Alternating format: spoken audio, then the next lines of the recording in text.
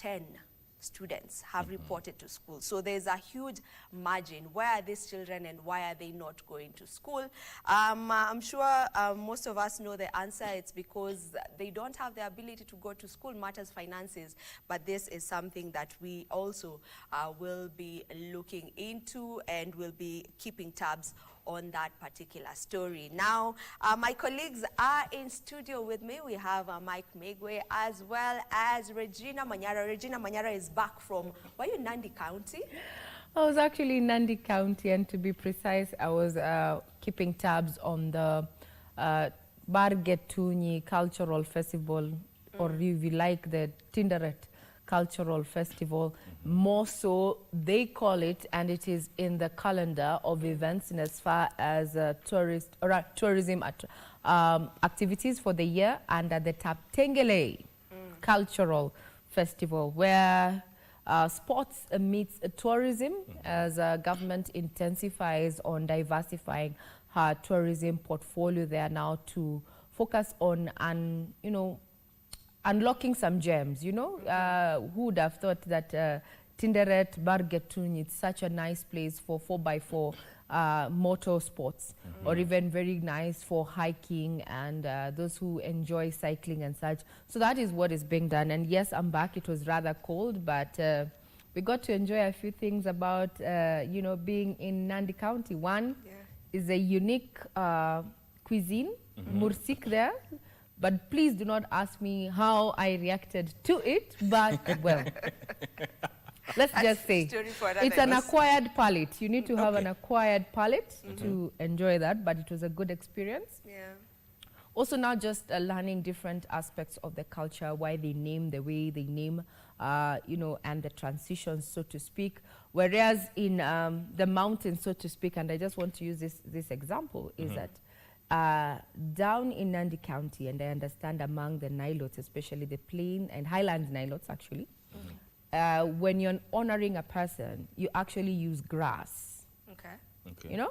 Yeah. You know, grass on the other side is just used to construct houses, right? Yeah. But then those who are being celebrated had to wear grass on their heads, and I found it to be very queer. So. Let me ask something. What about, you see, when we have athletes go outside the country, they go and conquer. When they come back, there's also a green kind of a chain there. Yeah, those are the things. The flowers, actually it's made of reeds, grass and flowers and all that stuff.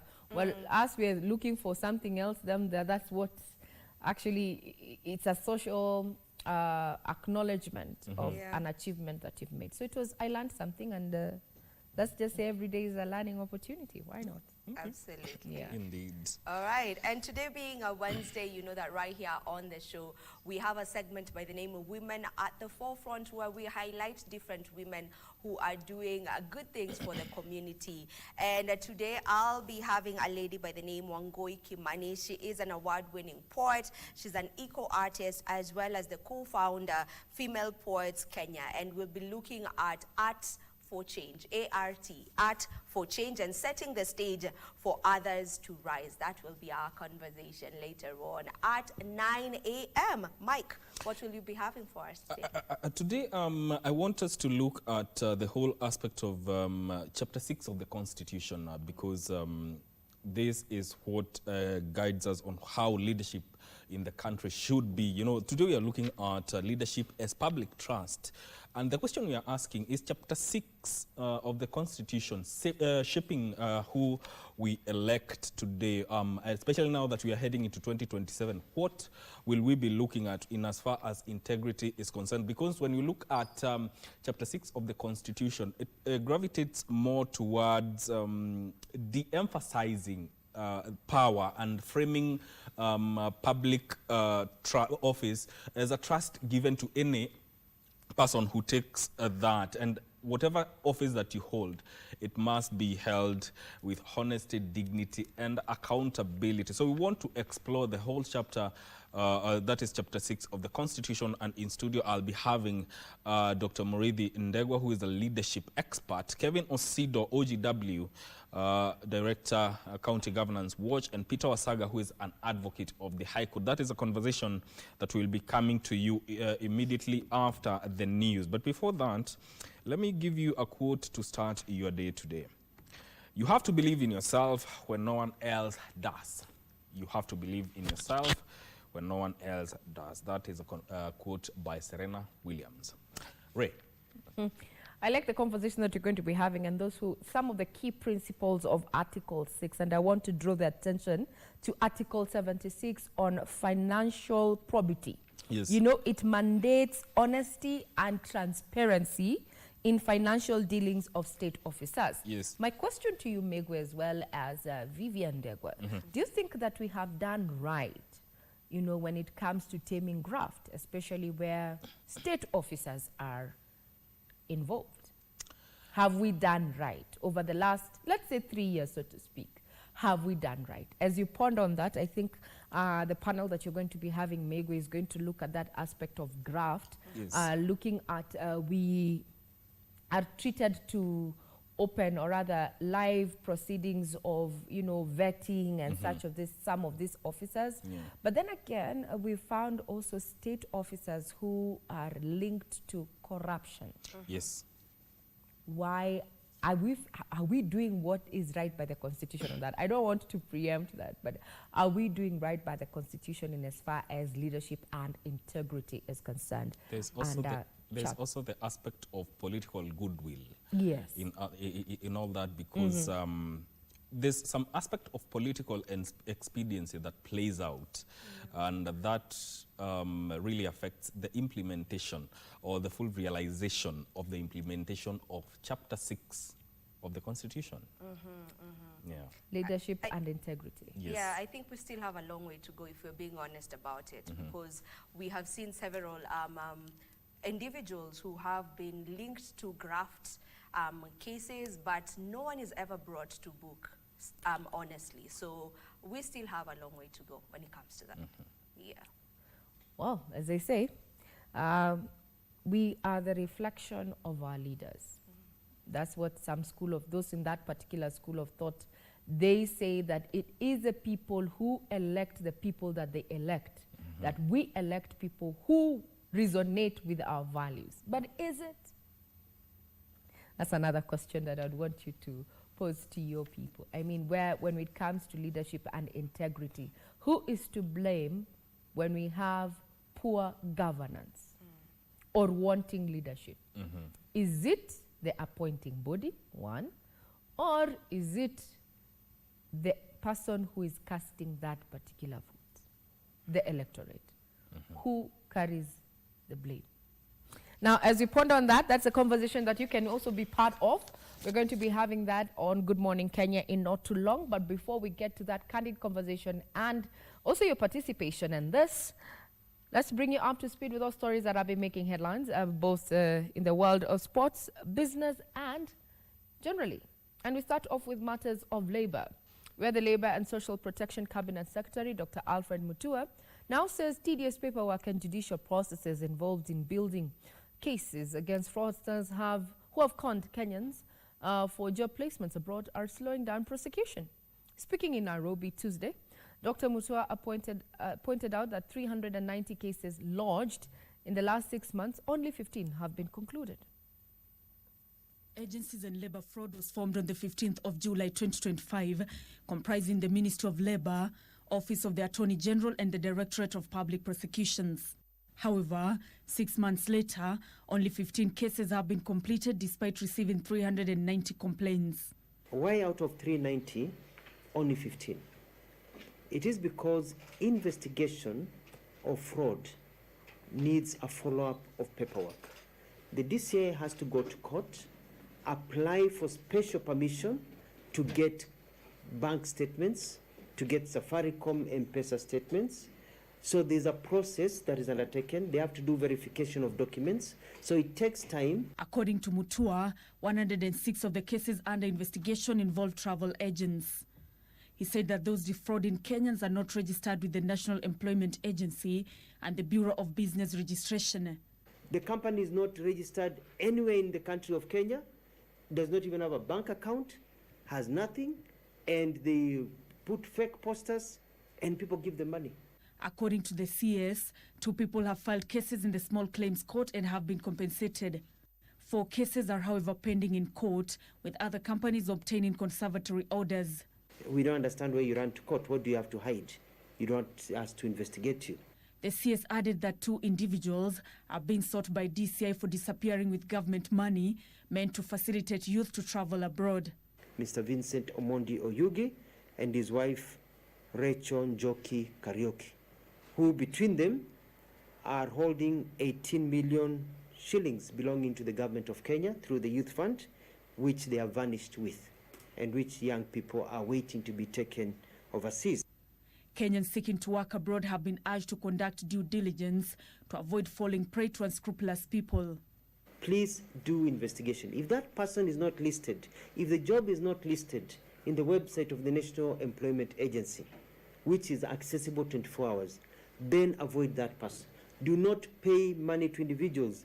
Deal with a company. Ultimately, our objective is to ensure that young people access these jobs at no cost to them. The best that he should incur as a cost is possibly the passport that he will have to get, and probably pay for medical fees.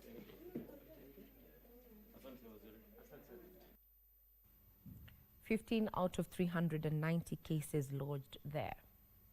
We'll keep tabs on that particular development. Now we cross over to Mukuru, Kwanjenga, where residents of the informal settlement in Nairobi County on Tuesday morning clashed with police officers who had been deployed to evict them and demolish their structures, allegedly to give room for the construction of a road. Nairobi Governor Johnson Sakaja had to move in to stop the demolitions, terming the action illegal, and promised compensation for the affected families. Human rights groups have also condemned the planned eviction, accusing the police of violating a court order that stopped any eviction.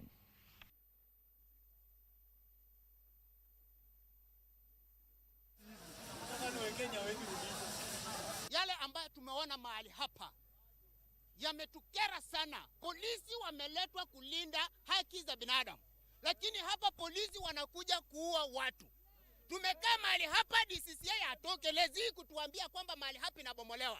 So tunasikitika sana vile wanatufanyia, kwa sababu shule ni hapa, makazi yetu ni hapa, tunaishi hapa, watoto wanasomea hapa, wakitubomolea wanataka aje?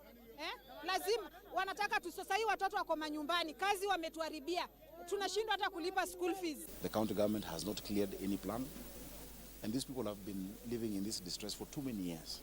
And we keep saying our first-class country can't have a second-class citizen. And so we have made sure this stops completely and that those affected are compensated. If there is need for any feeder roads, it must be signed off by the county government. Despite a court order ambayo kila mtu akonayo na anaijua, polisi wanatumiwa, wanakuja in the dead of the night, saa 7 usiku, saa 8 usiku. Wanakuja kusumbua watu, wanaanza kubomolea watu, and there is a court order. Even last month wamekuja hapa wamebomoa, there is a court order. In Watamu wanaendelea, there is a court order.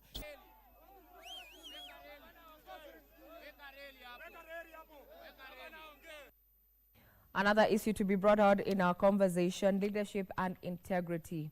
When the courts make a decision, there are other arms of government, that are supposed to be maintaining law and order. Why are they in contravention of such? For example, what is happening in Mukuru? We're also going to be keeping tabs on that. Now, 2 people are feared dead and several others injured in Mukusulusu village in Shinyalu constituency, Kakamega County, following a violent confrontation in the early hours of Tuesday. The incident allegedly involved 3 forest officers who reportedly opened fire during a confrontation with locals, sparking outrage and chaos in the village. In the ensuing melee, residents torched a motorcycle believed to belong to one of the officers. Shock as residents of Mukulusu village coming to terms with what transpired on Tuesday morning, leaving 2 dead and a trail of destruction. According to locals, the confrontation began when forest officers attempted to stop a tractor ferrying sand from River Isiuku through Kakamega Forest, a move that reportedly angered residents, triggering a heated confrontation that quickly escalated into violence. Residents alleged that the officers opened fire during the scuffle, leading to the fatal shootings. Ilikuwa jioni kitu saa moja, wakavumaniwa tu na maaskari wa KFS kutoka sehemu za Lurambi police station. Walikuwa maaskari watatu na pikipiki. Ikaanza kizaazaa, maana watu wa risafu ama raia waliuliza, mbona mjanga iko kwa risafu na trakta iko kwa risafu? Lakini sasa maaskari wa KFS wakaijaka hiyo trakta. Kuna kijana mmoja alipotoka huko nikimuuliza shida ni nini, akaniambia hii trakta imeshikwa na mchanga. Na ndio raia inaulizana na maaskari kama watu wametoka forest wako kwa nini, kwa community, kwa nini mnawashambulia? Katika hiyo hali ilibidi mimi nisonge nyuma nirudi kwa boma cause marisasi ilikuwa imezidi. In retaliation, enraged locals allegedly set ablaze a motorcycle said to belong to the officers.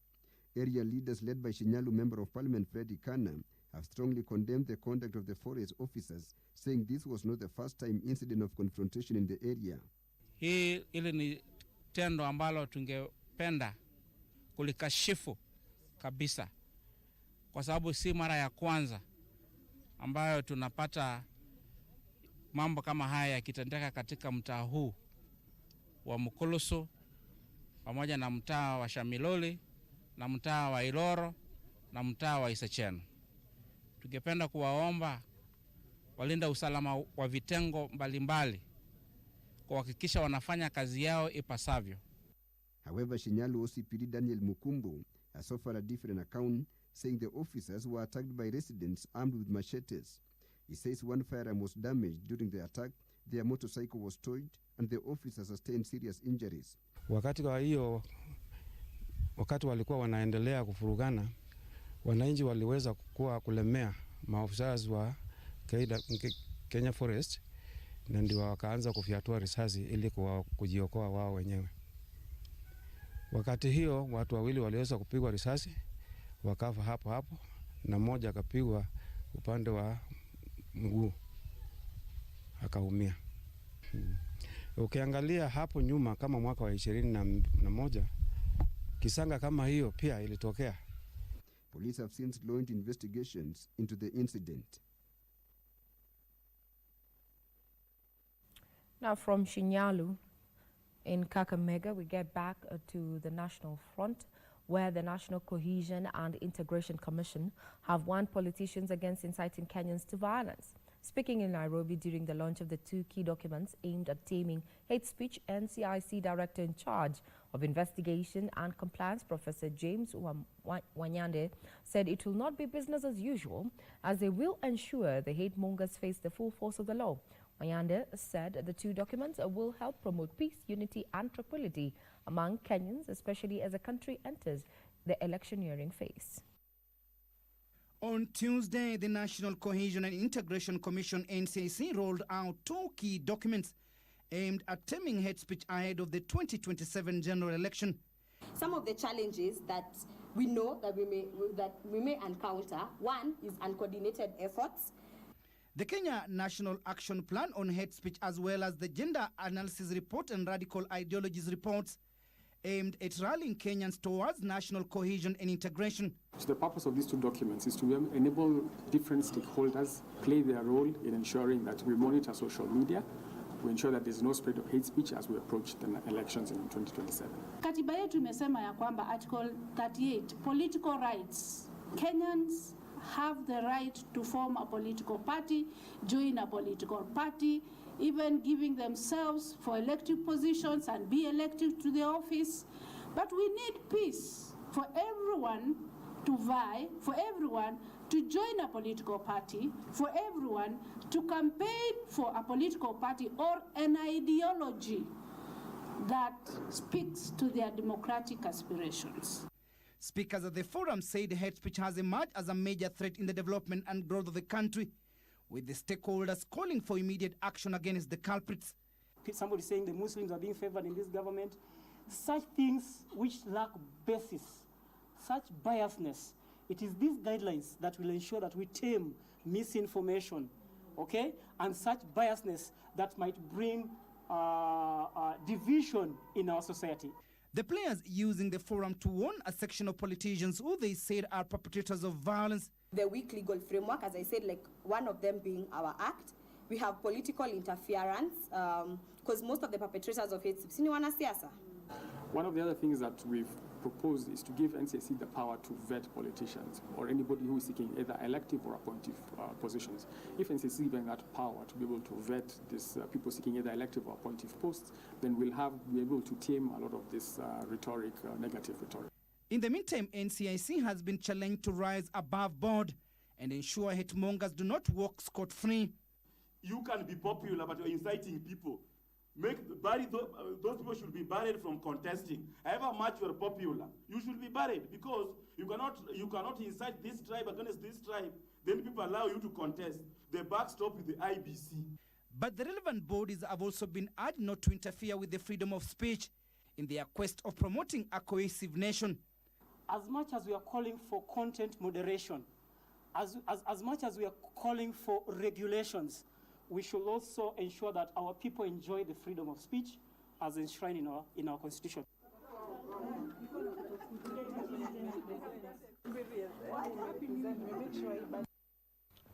Now to the corridors of justice, the High Court has temporarily stopped the construction of the 11 billion shillings Rirutale-Nanangong meter gauge railway commuter line. The court also stopped further use of the Railway Development Levy Fund for the project pending the hearing of a petition filed by Busia Senator Okiom Tata and others.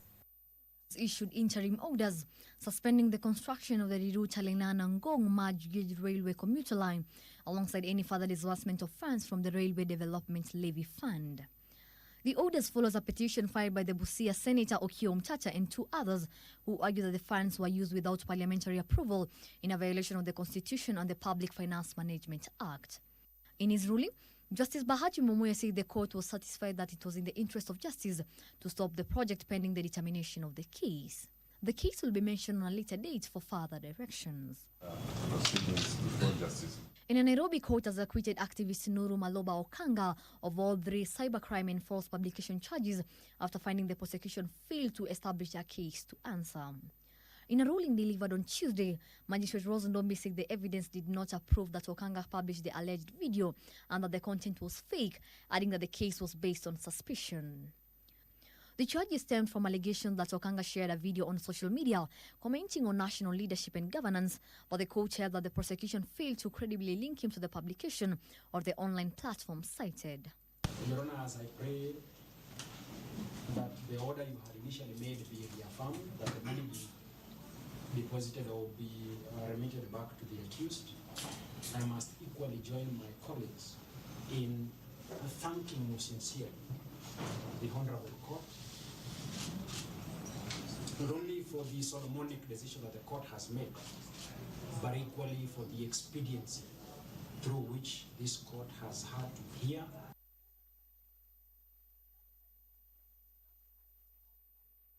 Still keeping tabs with what is happening in the courts is that yesterday evening, TikTokers, a group of TikTokers were arrested yesterday evening. The boys have been allegedly harassing pedestrians and indecently attacking women along the Isili, Pangani and Musaiga areas of Nairobi in the name of content creation.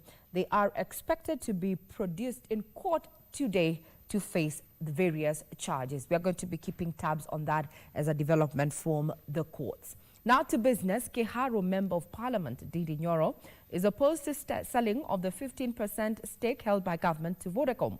Nyoro is instead proposing that Safaricom be split into 3 business entities and cross-listed in other countries to unlock more value. The Joint Parliamentary Finance and National Planning Committee and the Select Committee on Public Debt and Privatization has been collecting views from various players on the proposed sale of a 15% stake in Safaricom by the government to Vodacom. Tuesday, the committee heard from Kiharu Member of Parliament Ndindi Nyoro, the Central Organization of Trade Unions KOTU, Consumer Federation of Kenya, Institute of Public Finance, religious institutions, and the Central Bank of Kenya. Nyoro told his colleagues that he is opposed to the sale, arguing that the transaction does not represent the best value for Kenya. We should not be discussing anything below 45 per share. We should now be discussing about what we have done in Ethiopia, which was not present in 2021. Our discussion should be starting from there. But we've been cornered by these guys. We are now gasping for breath on the side of the loss. It is not good. It's not prudent.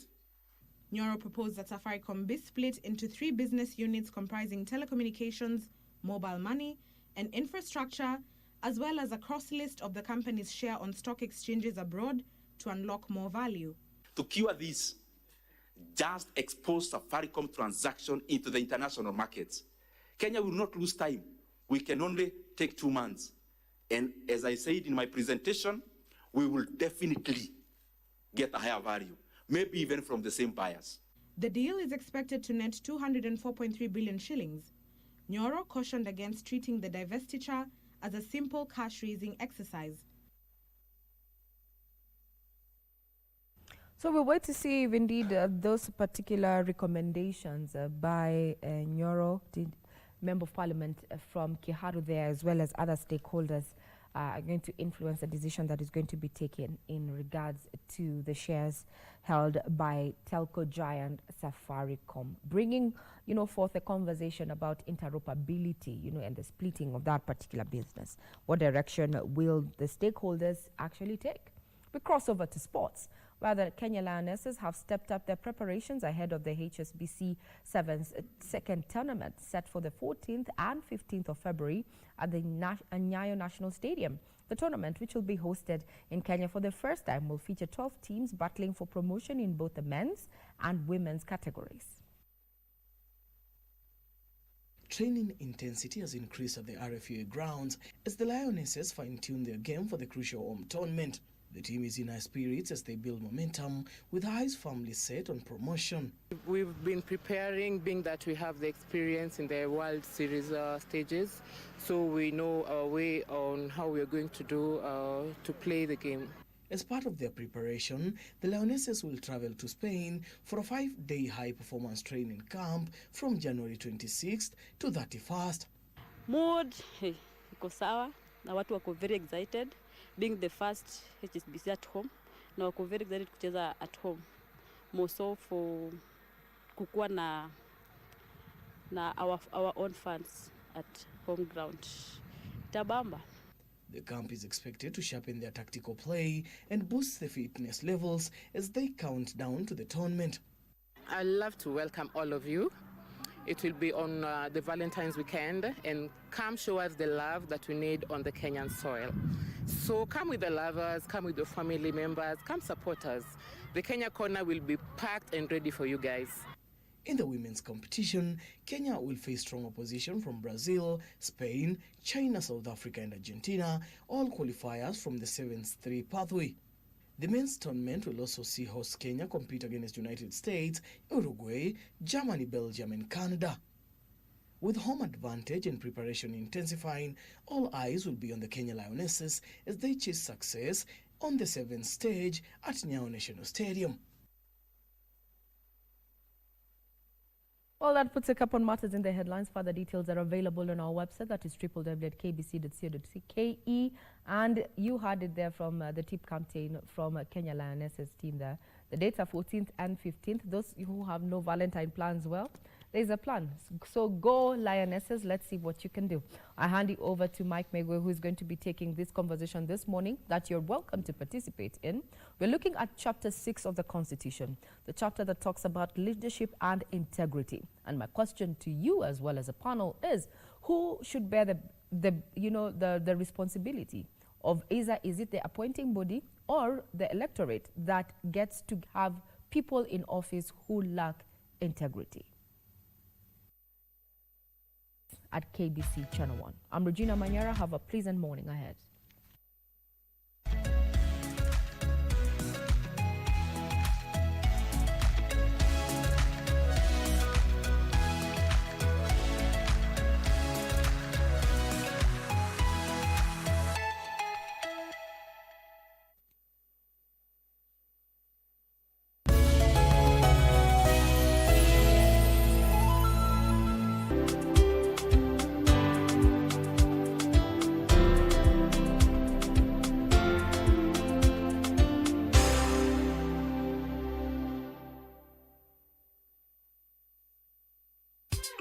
Tunatambulika kwa mandhari yetu ya kuvutia, tamaduni zetu, ukarimu wetu, vyakula vyetu, uchapakazi, na pia kwa sauti tofauti za watangazaji wetu waliobobea. Libengo niko hapa aka upcoming sponsor. Bila shaka hapa ni kama Pedeshe, ma Deep State, pia vile Cartels. Tunaenzi talanta za pwani, tunakuza talanta za hapa kwetu nyumbani. Tell a friend to tell a friend. Tuko mjengoni kama kawa na wanangu wengine wawili.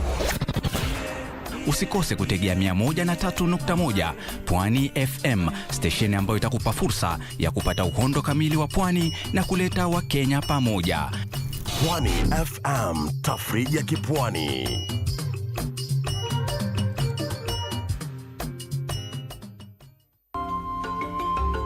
Hey, what happened? I sprained it a little when I fell. Not a big deal. Huh? What about this? Scraped it. It's fine. Let me see. You want to cause more trouble? I want to stay here. Chuta injured her leg, looking for you. She doesn't have time to look after you. I don't need her to do that. All the family members will be going back soon. You have little time left to fix this. Go back home! Hey! What do you want? Why are you here? Essie! Essie, you can stay here forever, okay? This is your home. You know that? You don't need to go back. No one can force you to. Right.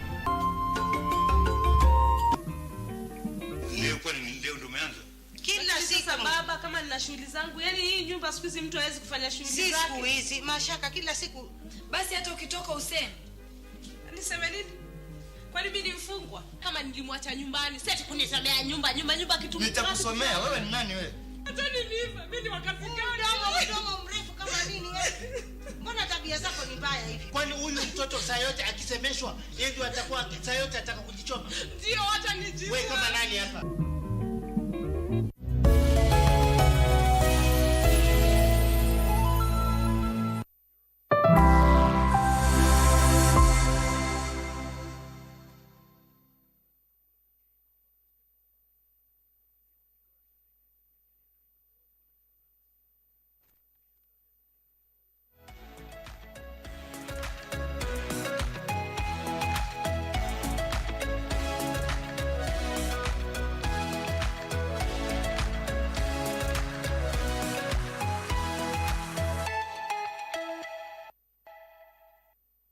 Minutes past the hour. Welcome back to Good Morning Kenya. You're just in time for our first conversation where we're talking about leadership as public trust. Is Chapter 6 of the Constitution of Kenya shaping who we elect. But before we get into that, I want to take us through the front pages of our local dailies and see what has been reported. And I'm starting with the Daily Nation. 68 billion cash crisis cripples counties.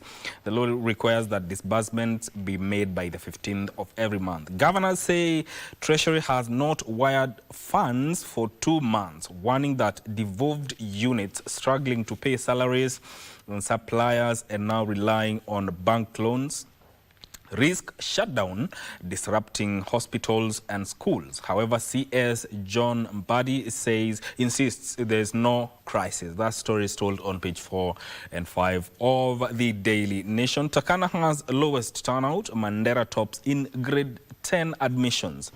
Turkana has the least number of students who have reported to grade 10, as the number of learners enrolled in senior schools rose to over 831,000, according to the Ministry of Education. That story is told on page 7 of the Daily Nation. Ahmed Nasir backs down in fight with Supreme Court judges. The Supreme Court judges are reviewing a fresh application seeking to lift their ban on senior counsel Ahmed Nasir Abdullahi from appearing before them. That story is told on page 2 of the Daily Nation. Shakahola confession, first suspect pleads guilty. Story told on page 3. Hospitals face 6 months SHA pay delays. That story is told in detail on page 10 of the Daily Nation. Now, moving over to The Standard. Wetangula questioned while police insist the car crash that killed former Lugari MP Cyrus Jurongo was an accident, detectives have already questioned more than 20 people, including Speaker Moses Wetangula, as they dig into the final hours of a death that refuses to go away. As investigators piece together timelines and forensic evidence, politicians remain unconvinced, openly questioning the official narrative and demanding answers to what they insist are troubling inconsistencies. That story is told in detail on page 4 of the Standard. And finally, on the front page of the Star newspaper, Oburu convenes mega Luo meet amid family war. Unlist one that moves by Raila's families could hurt Ruto's chances. That story is told on page 4 and 5 of the Star newspaper. How Ruto moves have jolted Gachagua to camp in Mount Kenya for 60 days. That story is told on page 6 of the Star newspaper. Court halts building of Ngong-Riruta railway line. High Court has temporarily halted construction of the proposed Ngong-Riruta railway line after issuing interim conservatory orders against Kenya Railways and several state agencies, pending the hearing of a petition filed by Busia Senator Okia Omtata. That story is told on page 3 of the Star newspaper. Former KCSE exam giants that do not roar anymore. That story is told on page 10. And finally, Museveni victory was created by AI algorithm. That is according to Kenya Human Rights Commission. That story is told on page 2 of the Star newspaper. Read that story on page 2 of the Star newspaper. That is what is captured on the front page of our local dailies. And now I want us to delve into our today's conversation, where we are exploring matters to do with Chapter 6 of the Constitution. And the topic today is leadership as public trust. Is Chapter 6 shaping who we elect? And in studio, joined on my far left by Wakili Peter Wasaga, who is an advocate of the High Court. Good morning and welcome to Good Morning Kenya. Good morning, Migwi. Good morning, Kenya. Yes. Thank you so much for having me here. Yes. To talk and to dissect on this very important chapter in the Constitution. Yes. Looking forward to the discussion. And Dr. Muriithi Ndegwa, OGW, who is a leadership expert. Karibu sana. Thank you very much. Good morning, Mike, and good morning, Kenya. I'm happy to be in this discourse of public trust in leadership. Karibu sana. And the Shuja, Kevin Osido, OGW, who is an executive director of County Governance Watch. Always a pleasure to have you on Good Morning Kenya, sir. Thank you, and it's a pleasure as well, Double M. That's Mike Migwi. Yes, so actually it's Triple M. Oh, wow, you're much more blessed than I thought. So thank you so much for the invitation. Yes, karibu sana.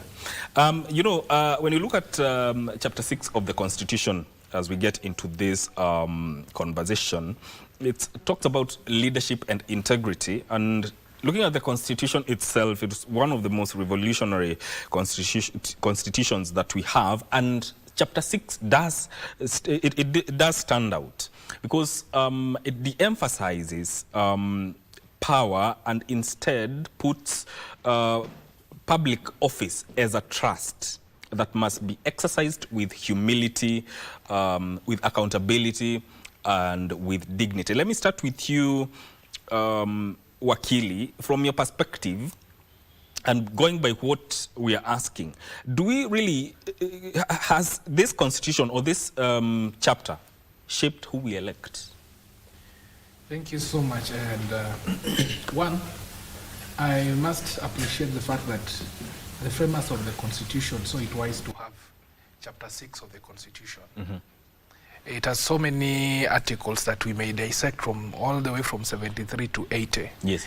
And the establishment of various commissions, including ethics and anti-corruption, and the directive that the Constitution gave to the National Assembly to enact a legislation that would also give, that will give effect to Chapter 6 of the Constitution, that is the Leadership and Integrity Act number 19 of 2012. And looking at that, one, it was a step on the right direction. and it has, in one way or the other, shaped how we view leadership. But then the question is now looking at the writings, the constitution, and the constitutionalism. There is one, it's one thing to enact and to create very good articles regarding a particular subject. And it's another thing to realize that provision. And now I think the best we can do right now is to look at how far we've gone and how far this chapter has been realized. On my way, I've been reflecting. On my way to this place, I've been reflecting and comparing Kenya and other East African countries. And I was just looking at the social media and saw a leader who is holding a very senior position in a neighboring country boasting and chest thumping of killing an opponent. I mean, of killing 22 or 21. I don't know. I think it was 22. And also promising to kill a presidential candidate. And that really shook me. And in defining now leadership, I look at now the Leadership and Integrity Act. One of the objectives of the Leadership and Integrity Act, which actually gives effect to the Chapter 6 of the Constitution, is the abiding to the rule of law, or abiding by the rule of law, respect of human rights, respect to the national values and principles of governance under Article 10 of the Constitution, openness, accountable, honesty, being responsible in your private and public life. And now when you look at all these things, vis-a-vis the appointing authorities, number one, on the one aspect, and also the appointing mandate that has been given to the public by a dint of the sovereignty of the people under Article 1 of the Constitution. Do we really look at the integrity of the people we elect? Or do we elect people based on their based on the parties they come from, the tribes, and perhaps their influence? Many a times we elect not based on the leadership and integrity, but we elect based on the influence and the alignment of a particular leader. We've seen leaders with questionable academic papers being elected to office. We've seen leadership with questionable characters being elected to office. And also, we also have to look at it vis-a-vis the commission, that is the Ethics and Anti-Corruption Commission, that has been formed to oversee the Leadership and Integrity Act. Of course, there are documents that we are required with. When you get to be employed, you are expected to have clearance from the Ethics and Anti-Corruption. But is it done on merit? Is it done based on the actual conduct of those leaders? Or is it influenced by some other people?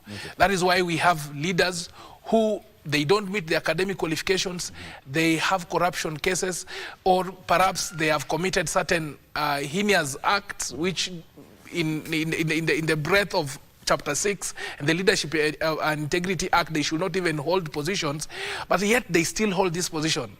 It is the political interference with the commissions that are mandated to check, and it's also political bad manners by the electorates who, instead of looking at the integrity of leaders, we look at what we get in the long run in terms of the, politics of tokenism. Politics of tokenism. Yes. That is something that actually we have been talking about for quite some time. But when you look at integrity, Daktari, and how it's envisioned within Chapter 6 of the Constitution, it's one of the key things that comes out. But then again, my question to you is, can we determine as to how or what integrity looks like when we talk about it, and based on the kind of a leader that we want to elect? Thank you very much, Mike. I think I just want to build a little bit on what Wakili has said. Yes. And if you look at basically the Chapter 6 that Wakili was talking about, especially Section 73(2), I think it talks so much about the guiding principles of a leader, or what leadership is all about. Now, if you look at that particular section closely, it talks about selection on the basis of competence and capability and suitability. And then you go further to talk about objectivity and impartiality in terms of decision making, not influenced by aspects like nepotism and the likes. And it talks so much also about selfless service. But I think the main thing, and I think he's alluded to that very well, and he's articulated that very well, is that the reality on the ground. And then questions start arising, especially when you look at now the current situation in terms of the statistics. And if you look at the statistics on the basis of corruption, perception, and so on and so forth, we see, for example, in the year 2024, I think Kenya had a score of about 32%, where 0 is most corrupt, and 100% is very clean. And the question then we ask ourselves is that, why then, with all these institutions, with Chapter 6 in place, why then do we have corruption perception index, for example, increasing as opposed to decreasing? Why then are we also, when you look at the average and comparing with other countries within East Africa, why is it that we are lower, and we are lower than the global average? Because I think the global average was about 43%. The East African average is about 33%. And what also struck me is that when you look at the amount that was talked about in terms of bribes, rising from about 3,700 to about 4,800 or 4,900. So there's clearly a disconnect between having the institutions, having the Chapter 6, and what is the reality on the ground. And I think that's a question then we need to ask. Is it a question of we are electing the wrong leaders, or is it that implementation has a challenge? I think there's a series of questions then that we need to ask, because there's no reason why Chapter 6 can be so well articulated. And I think the drafter did a very good job. And then we come and find on the ground, things are different. You know, Daktari has said something about implementation, Osido. And do we have is it a problem when you look at the implementation architecture, especially when it comes to Chapter 6, failing to achieve the intended effect? A very good question, Mike. And insofar as I am concerned, what really bothers us is bare impunity. That you actually know what you're supposed to do. You understand what the law says, and in this country we like saying the law is very clear. So indeed it is very clear. But if it is very clear, why can't we therefore, feel and touch that clarity? And if you look at the implementation aspects, as my co-panelists have rightfully said, the Constitution even gives very clear guidelines around how implementation of Chapter 6 is supposed to be done.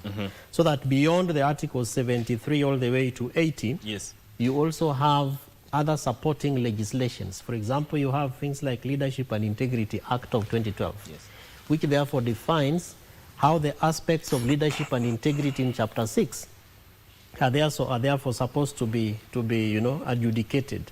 So it addresses the operationalization aspects, which therefore border on implementation, which means that, for example, it sets the code of conduct for state and public officers. So the moment you become a state officer, a public officer, and the Constitution again in Article 260J, basically Article 260 defines who these people are. Why don't we therefore clearly operationalize and implement what what Chapter 6 therefore says? It goes further to also look at the requirements when it comes to issues around assets and liabilities, declarations. And in this country, again, we like talking about something called asset declaration for public officers, that when you are running for office or when you are being vetted, and we normally hear parliamentarians asking them, so what is your worth? How much do you worth? What do you own? The Constitution has properly given an implementation aspect in terms of how that is supposed to be done. But why are we not so deliberate to be able to look at those kind of declarations? It goes further to look at implementations around provisions on sanctions for ethical breaches, so that when you breach the ethical terms, the expectations of why Kenyans thought that we need to have an article of the Constitution to define what ethics is.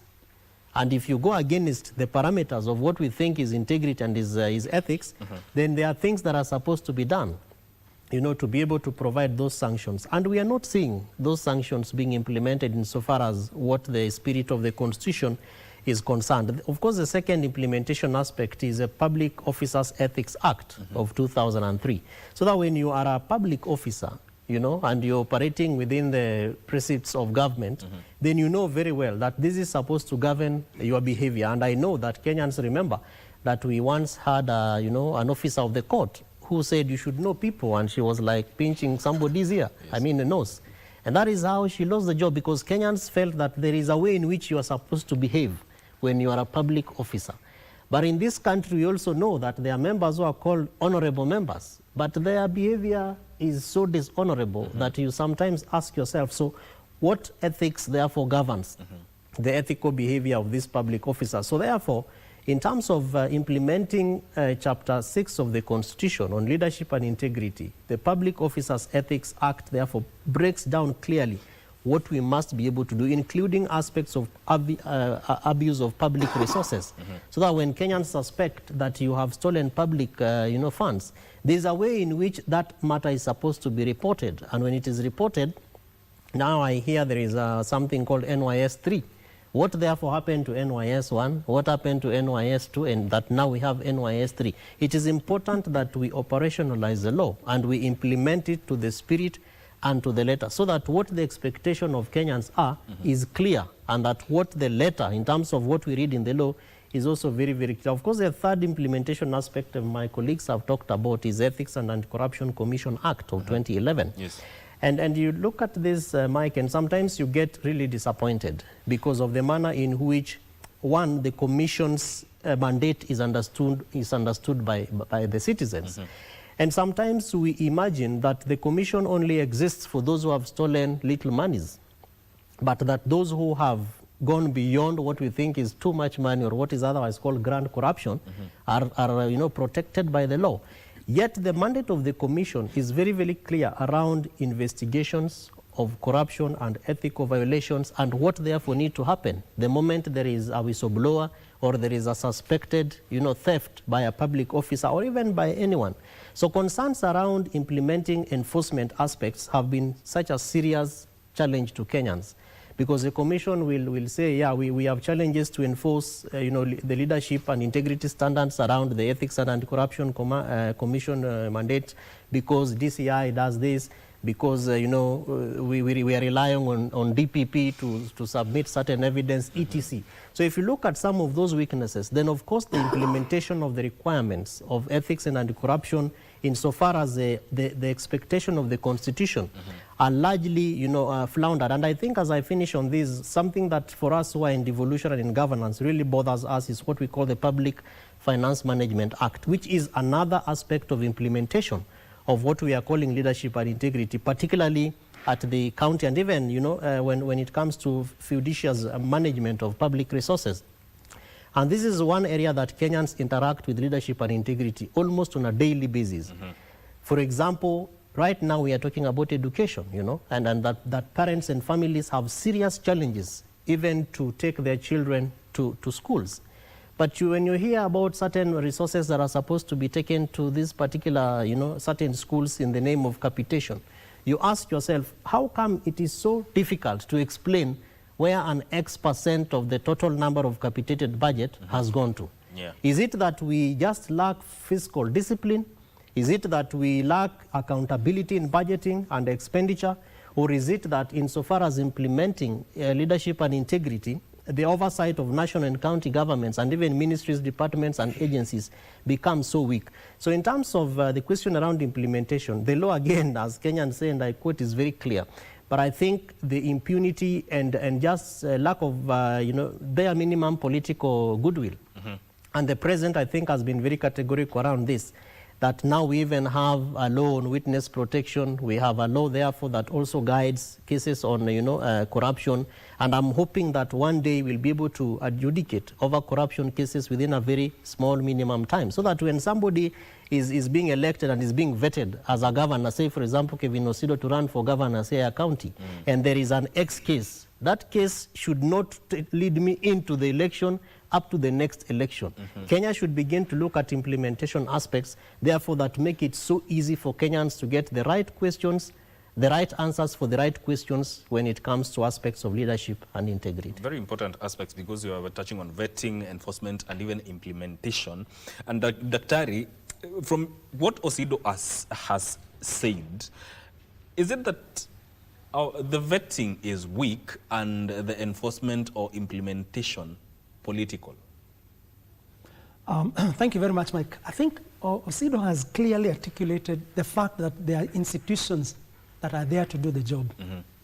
But if you still go back to 73.2, it talks about selfless service solely based on public interest.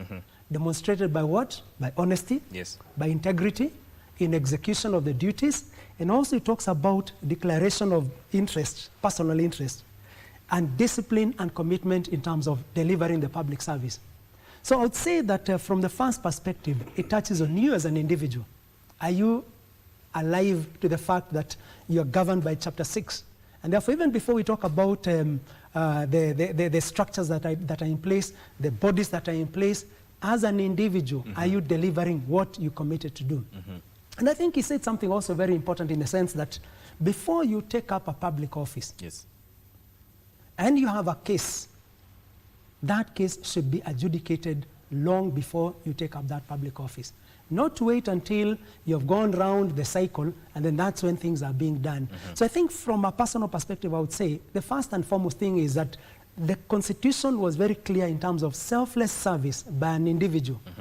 And if we are all alive to the fact that we need to give that selfless service so that we are judging ourselves even before we are judged by the public, we are judged by these other institutions, then certainly there are some things that we will not be seeing, especially when it comes to plundering of national resources, when it comes to plundering of the resources that, or when it comes to plundering resources or misusing powers that have been bestowed onto you. The second thing is, we are not all the same. So there are those who will obviously decide, you know what, I want to sanitize my position, I want to sanitize whatever I may have gotten. So they go into the system, they get into, power, into positions of power.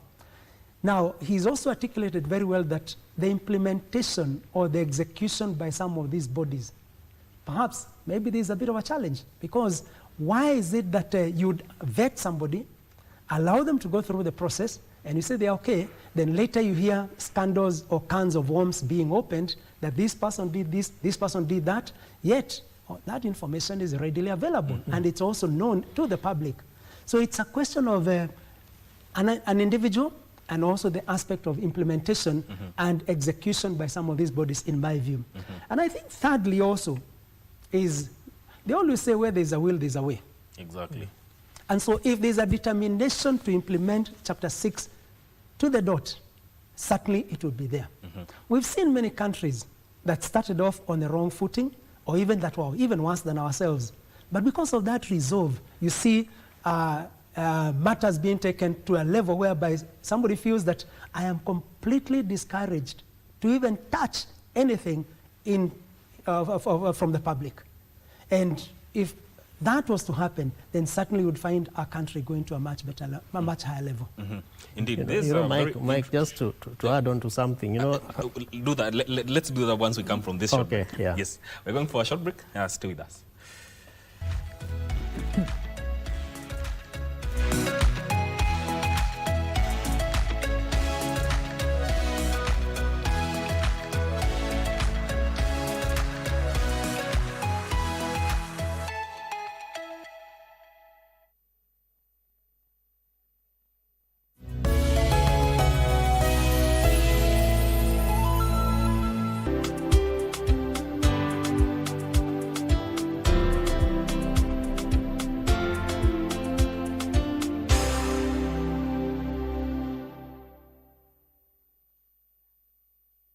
Are you a talented artist? Or are you passionate about a topic you want to discuss?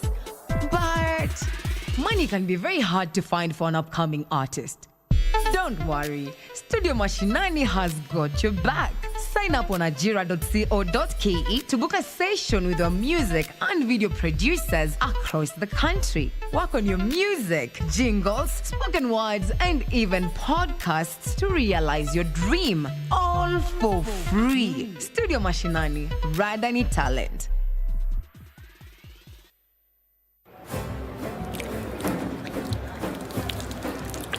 Katika Qur'an tukufu Allah subhanahu wa ta'ala anatuamuru tukumbushane, kwani kukumbushana kunawafaa waumini.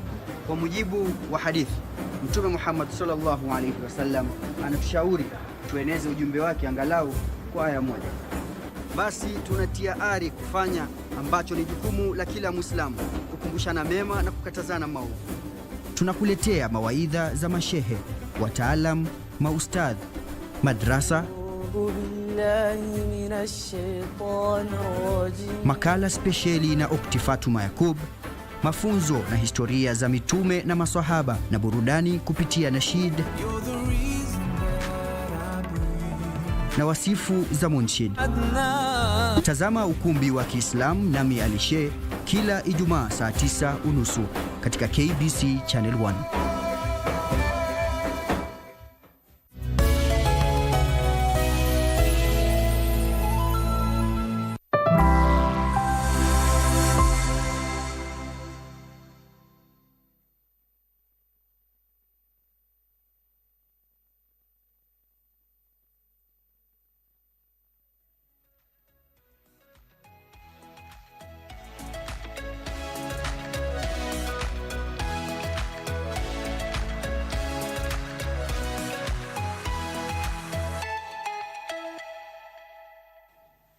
Welcome back to Good Morning Kenya. You're watching The Viewpoint, and we are talking about leadership and integrity as envisioned within Chapter 6 of the Constitution.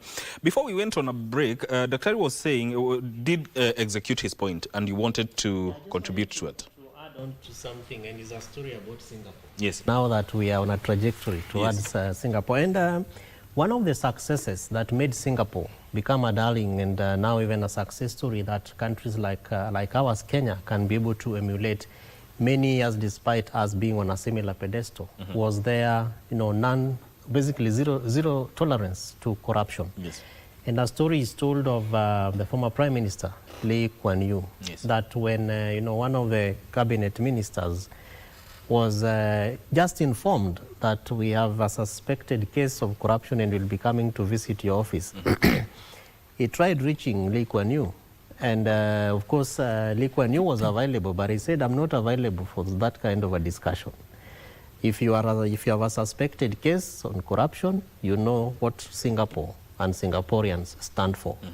Go finish your issue, and I'm still here in this country. There is nowhere I am going to. Yeah. And if you look at Kenya, if we are to get to that pedestal of Singapore, we must agree that we will be able to exercise political goodwill, that nobody will be protected from the highest office. Whether you are entrepreneurs, whether you are, the leaders of the political parties, however much investment you give to these parties. And it's because, Lee Kuan Yew allowed investigations to proceed fully, independently, and publicly, because in some of them that had a lot of public interest, they were actually being done in open spaces. Yes.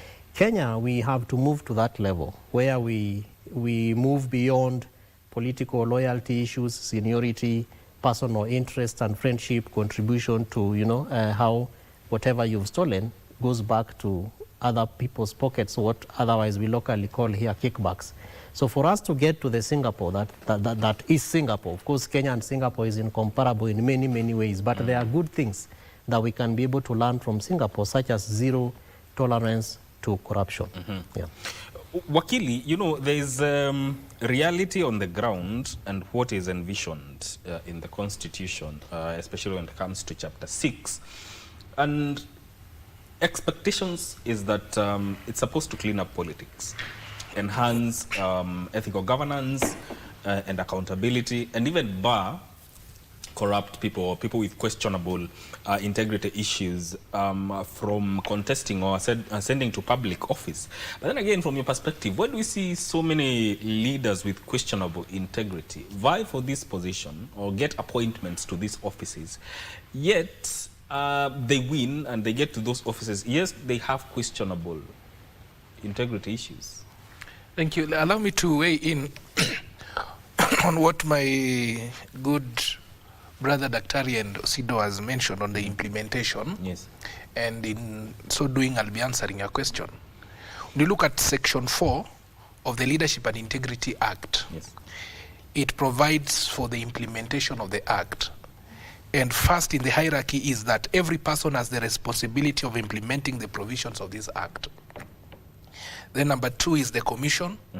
And the commission can use public entities, for example, the police, the DCI, to implement this act. And of course, the independent bodies, other independent bodies. And then number 3, if these entities are not able to carry out the job, then the act also mandates them to make an application before a high court for appropriate orders requiring that public entity to comply. So you see, there is a hierarchy. First in the hierarchy is the people.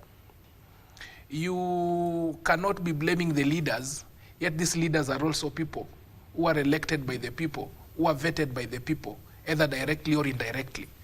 When leaders are, for example, state officers and public officers appear before the National Assembly, they do so with the blessings of the people, because it is this the citizens who actually elected these leaders. But even looking at it from a very basic point of view, as Migwi, on your way to the studios, you're very late, and you meet a police officer and you've actually committed a traffic offense, what will be the best thing you'll do? Would you allow yourself to go through the court process, or just give a bribe of 1,000 shillings and come here because of convenient? That is what many people do. The sin of facilitation everywhere. Facilitation in courts, facilitation to take your, to even get an ID, facilitation to even jump the line, facilitation to do everything. So these are the people that maybe this facilitation could has not so much shown itself, and it might not have been captured by the Ethics and Anti-Corruption Commission, or maybe you could have not been charged. You may have not been charged for a particular offense, but it's growing, it's brewing in you, so that when you are elected in a leadership position, you could be Migwi as you are, or Osido as he is, and everyone here, but then there is some elements of corruption in you, so that when you get to that position, you change. Leadership actually exposes you. It reveals who you are. So there are so many corrupt individuals who are not corrupt on the face value, but when given responsibilities, they are very corrupt. So if you want to deal with the menace of corruption, if you want to implement the Leadership and Integrity Act, the ball, the responsibility starts with you and myself, without really, before you move to the other individuals whom we always blame, the leaders, the president, the prime minister, and so forth. Number 2, it's also very important for us to look at Section 11 of the same Act. Section 11 talks about professionalism. And it says that a state officer shall carry out duties in the office in a manner that maintains public confidence. There are offices that we all know, and year in, year out, when surveys are brought and we are able to see, there are certain institutions that they will lead always, and nothing is done about it. So it's something that confidentially we cannot really, we cannot put our trust in those offices. It's within the public domain, and nothing can be done about that. The other thing that we also have to look at is also the treat members of the public and the public officers with courtesy and respect. Do we treat do we treat our electorates with respect? For example, the rule of law. You heard about the shoot to kill, or shoot to kill, and everything that you've had in the recent past. The extrajudicial killings, the cover-ups, like the other one that was here at the Central Police Station. The leaders who are corrupt, the moment they become politically correct, they are sanitized. They are those who have been charged and found culpable, and actually they are on appeal. Of course, from that point you are guilty. Already you are now fighting to be innocent. But still, the same electorates have given them the mandate to represent them. A classic example is a member of parliament who was found guilty of misappropriation. And yet this person, what he did was to simply cross over and we hear very less about the case. Of course, there is also the presumption of innocence. That is why it's also very difficult to deal with this menace, because everyone is presumed to be innocent until proven guilty. Because, of course, the manners of the police and the manners of the public institution, sometimes when you want to settle your own political scores or you want to settle your own vendetta, what you'll do is to come up with trumped up charges, charge someone in court, they are taken through the trial process, which is not very easy, it's very hectic. By the time you complete and you prove yourself, and the court proves you innocent based on your evidence, you shall have suffered irreparable harm. And that is what the law envisages, that we are not going to condemn you unheard. We must give you all the benefits of doubt. We must give you the benefit of being first taken through the trial process and presumed innocent. So that is why we cannot based on a suspicion or based on an offense that you've been charged with, or based on a charge, we cannot buy you from assuming a public office. But then it goes again back to the public, to the electorates. Who are we electing? For example, let me take you back. In 2022, Migwi, it was very clear there was a court case ongoing, touching on the then deputy president. It was all over. But still, when the deputy president ascended to office, immediately we saw these cases being dropped. And what was the excuse? That these were political charges. And we all believe that they were all political charges. And so if we are going to look at everything from a political point of view, then we are fighting a losing battle. Okay. Daktari, you know, we are talking about this, and to some extent, based on what Wakili has said, I feel like the people have a responsibility in as far as this chapter is concerned. And from your perspective, what is that responsibility? Thank you very much, Mike. I think Wakili has articulated very well, and there's one comment that he made, and he said, if today, Mike, you're brought into an office that has a lot of goodies and so on, it's very likely that one may engage in the gravy train. So it's a question of me or you as an individual. What are your morals? What is your credibility index? And I think the question that you've raised in regard, or trying to answer that question, is that the public has a very clear duty, in the sense that that chapter 6 talks so much about selfless service. It talks so much about commitment to service and discipline and honesty in the execution of duties. Now, the question we should be asking ourselves is that even as you're given that public office, because it's not yours, it's a public office that you've been given in terms of running the show, do you have that commitment? Do you have that selfless service? Do you discharge your duties in a way that has integrity and that there is honesty? And the question then that comes in is that if you don't do that, then the mechanisms that he talked about are put in place. That's one. Number two, he mentioned so much about the electorate. A lot of times in elections we see candidates coming in, some very credible and some not so credible. Some have cases, some don't have cases. But very often we see people ganging up and electing people who have credibility questions or integrity questions, simply because they've been given a little money and they don't know that that money actually they are being bribed with perhaps even came from the public coffers. So even as an electorate, we have a responsibility to ensure that the people that we are electing are people of credibility and people of integrity. And the third thing I think that comes in very well is that all these things are interconnected. We cannot separate the people from the leaders. Neither can we separate the leaders from the people. Neither can we separate the leaders, the people, and the institutions that have been created. So to me, it's like a triangle. There's the people, there are the people in leadership, there's also the bodies that have been put in place to ensure that there's zero corruption, and right in the middle of that triangle, there's the people. So the question then that comes in is, how do we then integrate all these three aspects, or even all these forces, so that we ensure that Kenya moves from where it is to a better place? Because we all agree, clearly, that there's a lot that goes on that is not right.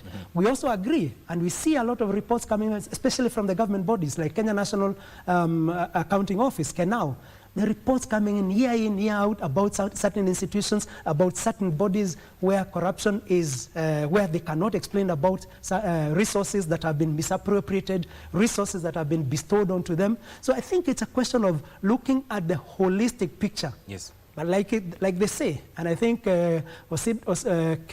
Mike alluded to it, at the end of the day, the leadership plays a very critical role. Osido, you know, the whole idea of this chapter, that is chapter 6 of the Constitution, was meant to be transformative. But then again, from a governance perspective, has it really changed how power is exercised in Kenya, or are we talking about, it's a matter of how leadership is talked about? Wow, that's a very interesting question, because you're bringing in the aspect of power and leadership, and sometimes it's very difficult to separate the two. Because, for example, you are given a flag because you are a leader that has power. So the flag is a symbol of power. Your vehicle has a siren and you have escort because you are a leader, and the siren is a symbol of power because you are a leader. So sometimes it becomes very difficult to separate the two, but you're actually right, because what we've not done very well as a country is to separate those two. So that the politicians are deemed to be more powerful because they wield seemingly too much power that they are also able to determine their own salaries and change it within a day. They are able to bring down a deputy president, a sitting deputy president, and goes impeached within just few days. They are able to, you know, decide a budget, even despite public participation concerns of Kenyans, and agree that this is what, you know, the country will have, even if Kenyans don't like it. So they have a lot of power.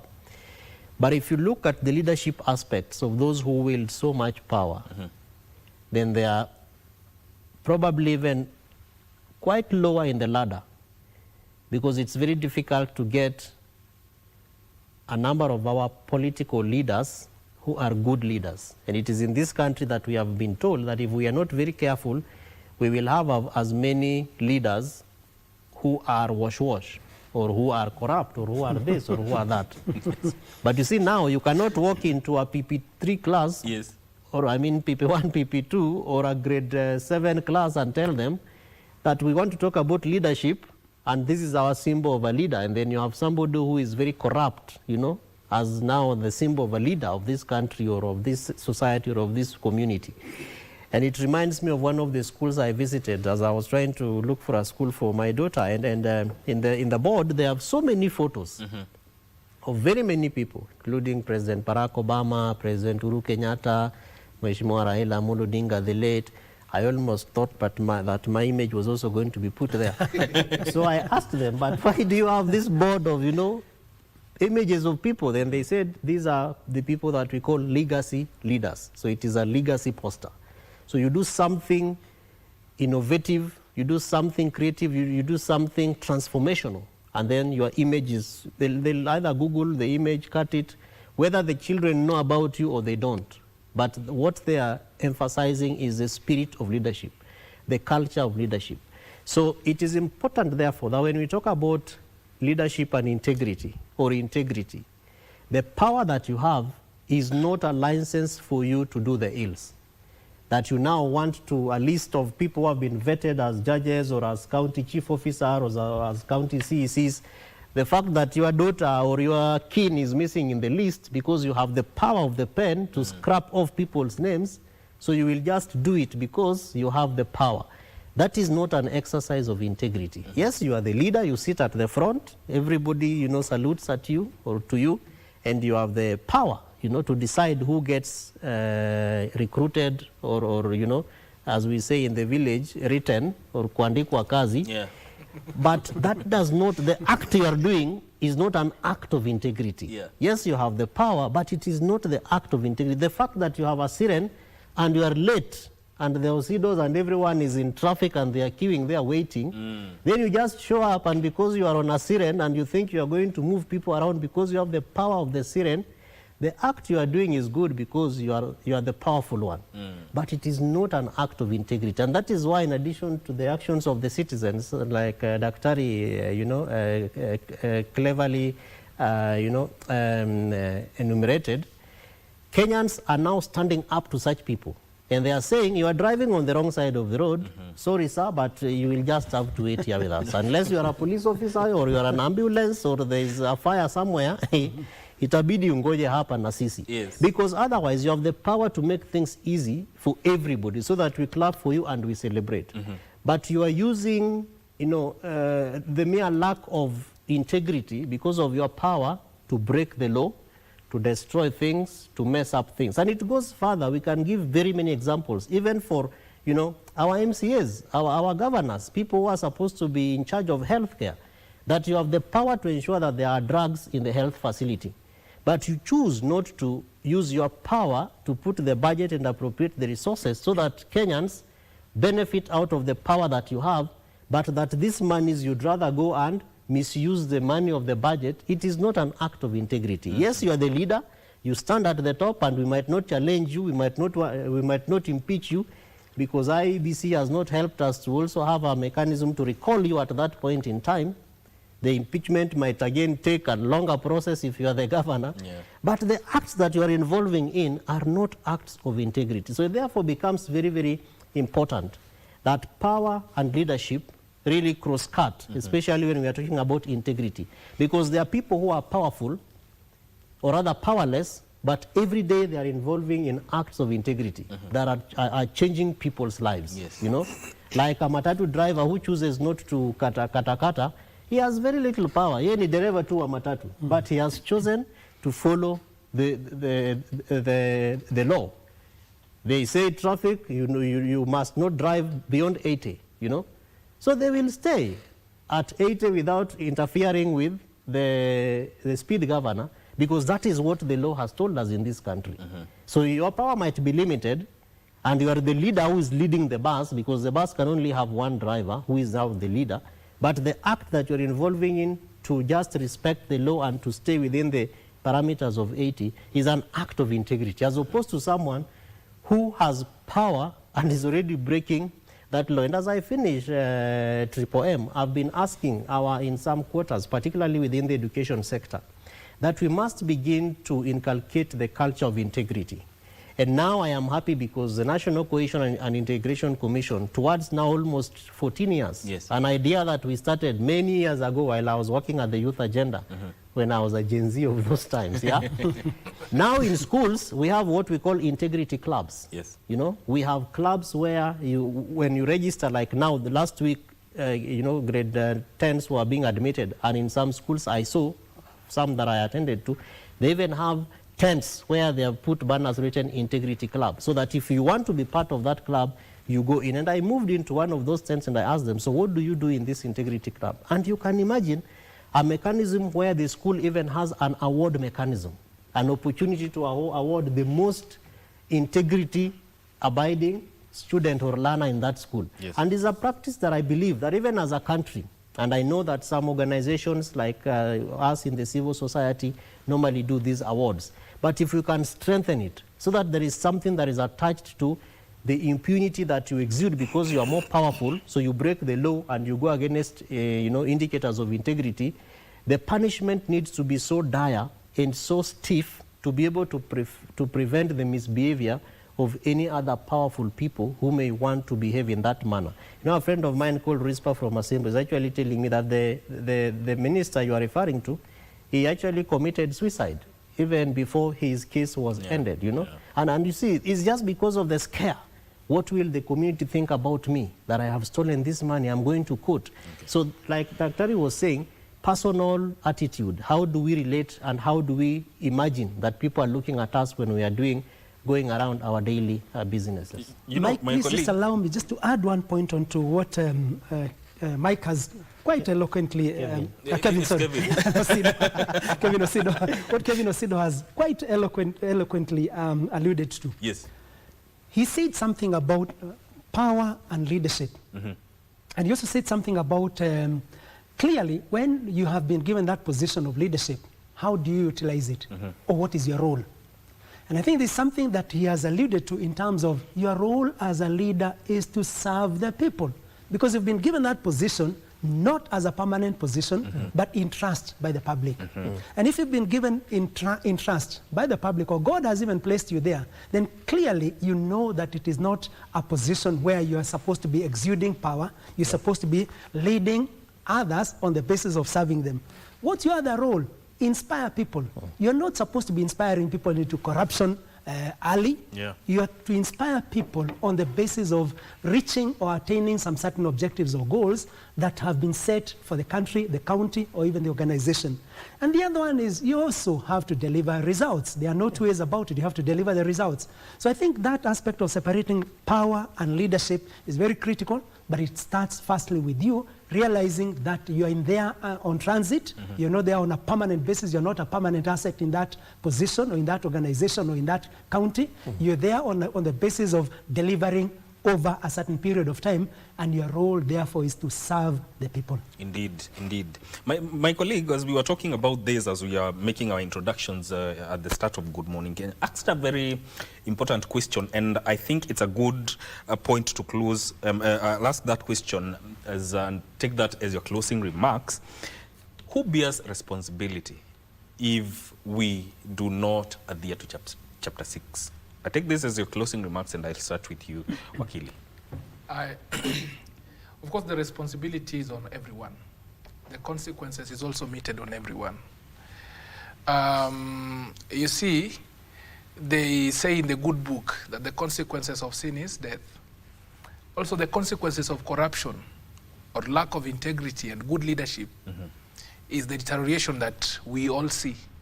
Death in the economy, death in our morals, and even death in key government institutions. Migwi, you can attest to this.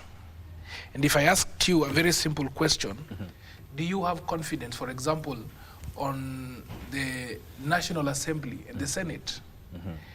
For example, if there is a clear case of an impeachment of a governor that the Senate is to execute. As a member of the public, do you have confidence that the Senate will pass a clear and good sound verdict? The answer is close to negative, zero. Why? It's because there is a lot of mobilization. And this mobilization takes out the objectivity. And it brings about that aspect of leaning towards a given side of the warring parties. A classic example is the case of Kawira Mwangaza. I followed it through. It was one of the most, it was the saddest impeachment that I ever watched, because it was very clear that the reason as to why Kawira Mwangaza was being removed from office, and the same was sanctioned by the Senate, it's because she was not wanted, mainly by the leaders, not the electorates. The leaders who actually felt that Kawira Mwangaza did not deserve, perhaps because she was a woman. So what are the consequences when we disobey the tenets of the Constitution, when with impunity we decide to go against the Constitution? The consequences are very clear. We will always come back to cry year in, year out, and elect the same leaders, and the economy will be where it is right now. All right. Doctor, in the very quickly, Mike, thank you very much. For me, I would look at it from this perspective. Your role in terms of chapter 6, in terms of honesty and execution of your duties, and the whole aspect of discipline and commitment to service. I'd look at it, therefore, from me as an individual and you. I'd also look at it from the perspective of the electorate and also the leaders. And that threesome, if I put it that in quotes, of that triangle, every one person in that triangle has a role to play. As an individual, I'm obliged to think consciously even before I make a decision in terms of electing somebody. As an electorate, we also have an obligation in terms of the persons that we're going to be electing. And then as a leader, you have a role to realize that your role is to serve the people and to ensure that you do what appertains to the role that you've been given. It pains me so much when you see boards all over, in ministries, in parastatals, this is a corruption-free zone. And then the next minute you're seeing, can now report this ministry or this institution has done X, Y, Z. So it's upon all of us. But obviously, there is a greater responsibility that rests with the leader. All right. Osido.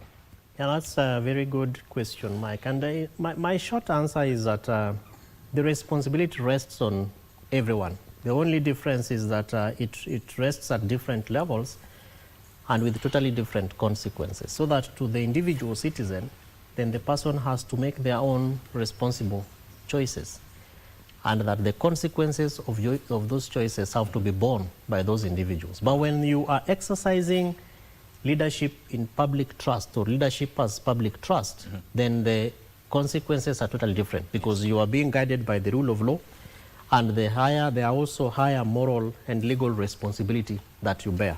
And as we said earlier on, in Kenya, therefore, we have laws, we have policies, we have expectations that Kenyans have.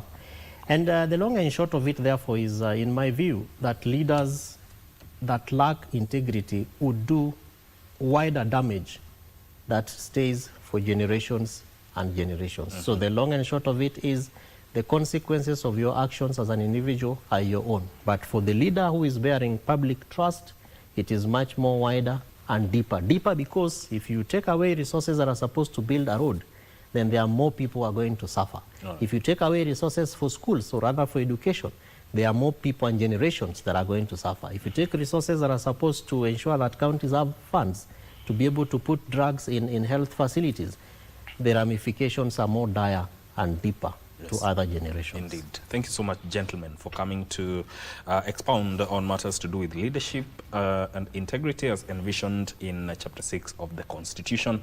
That is Wakili Peter Wasaga, who is an advocate of the High Court, Dr. Muriithi Ndegwa, OGW, who is a leadership expert, and Kevin Osido, OGW, Executive Director, County Governance. Watch, this is where this conversation ends. But don't go too far. I'll be coming back with yet another conversation. This time around, we are talking matters construction. Stay with us.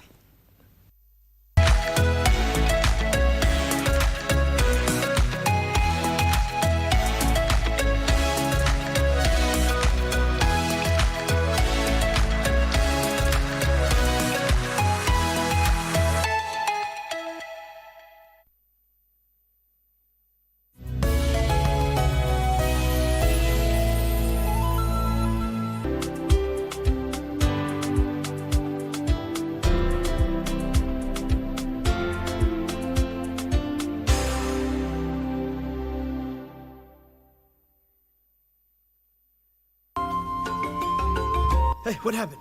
I sprained it a little when I fell. Not a big deal. Huh? What about this? Scraped it. It's Here. fine. Let me see. You want to cause more trouble? I want to stay here. Chuta injured her leg, looking for you. She doesn't have time to look after you. I don't need her to do that. All the family members will be going back soon. You have little time left to fix this. Go back home! Hey! What do you want? Why are you here? Essie! Essie, you can stay here forever, okay? This is your home. You know that? You don't need to go back. No one can force you to. Right. Je, wewe ni mpenda soka? Na je, wajua kuwa KBC mwenzio wako wa dhati michezoni anakujali? Ndio maana KBC Channel 1 hukuletea taarifa na uchambuzi wa soka. Kafu ndio wamechukua usukani humu nchini, barani Afrika na ugaibuni, ikiwemo EPL, Serie A, Bundesliga na ligi zingine. Mashabiki pia hutuzwa kwa kujibu maswali kuhusiana na soka. Swali letu la leo. Haya yote ni kwenye kipindi cha Dunda Dunda kwenye KBC Channel 1 kila Ijumaa kuanzia saa 5 asubuhi hadi saa 6:30 mchana. Nawahimiza Wakenya waendelee watch Dunda Dunda show. KBC, mwenzio wa dhati michezoni.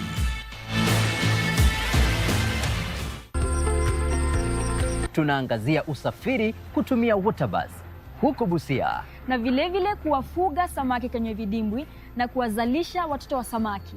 Kwa sababu ya sisi kuwa beach ambayo inadili na mambo ya samaki, wateja wakikuja kununua samaki wananunua nyanya, onion, unga, mahindi. So imewapea a very upper hand, especially kwa hao wenzetu ambao wanaleta bidhaa kutoka Uganda. Kwa mseto kamili wa kilimo. Greetings in the name of the Most High Jah Rastafari. My good name is Marley Moses, the positive warrior, alongside... Yes, sir, DJ D-Rage, the baddest. Each and every Wednesday from 10 p.m. on KBC Channel 1 TV. Tunakuletea the biggest reggae party in 254 in a yard extra. Extra niceness of reggae music. Extra dose of entertainment. When the thing is nice, we have to do it twice.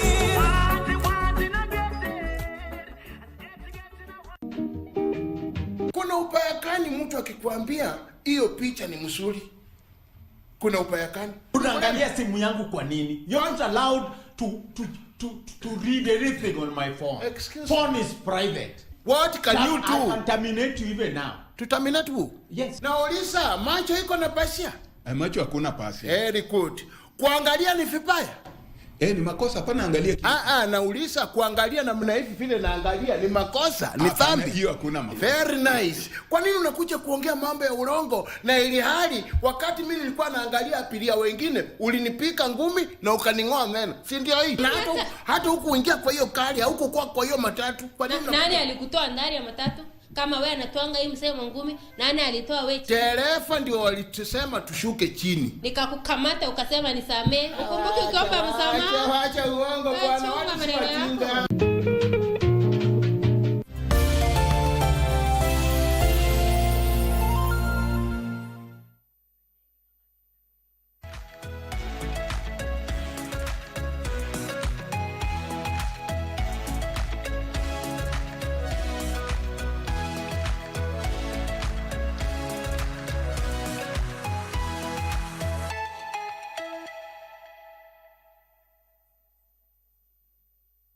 From taking a deep dive into matters of Chapter 6 of the Constitution, now we shift gears and talk matters construction, getting the right construction and the expectations of the construction industry in the year 2026, because a lot has happened in 2025. So we look forward to what 2026 has to offer. And in studio, on my far left, I'm joined by Nation Okoa, who is a member, Chartered Institute of Arbitrators, and also a construction project manager and chairman emeritus, Association of Construction Managers of Kenya. Karibu sana. Thanks, Mike.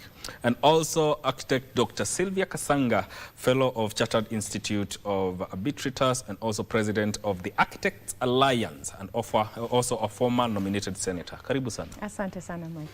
You know, now we get into this conversation. In 2024, the construction industry, there was a slight of a shrinking, but in 2025, there was an increment in terms of growth, and that was supported by investments, renewable energy, even in the housing sector.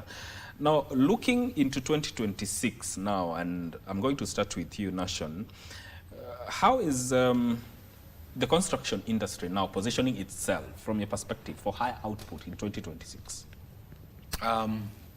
Thanks, Mike. I think this year, as you correctly stated, if you look at our cycle of election in the construction sector, which basically mirrors our election usually, we always expect to, by the third year, we always expect some growth, and that was last year. And usually that growth will continue into 2026, which is the fourth year, towards the end of it. And then usually we'll begin to see some dip towards election. That is usually our cycle. But then you mentioned the growth of last year, which is significant because apart from 2025, which we were seeing elements of growth, the only time we saw growth was in 2020.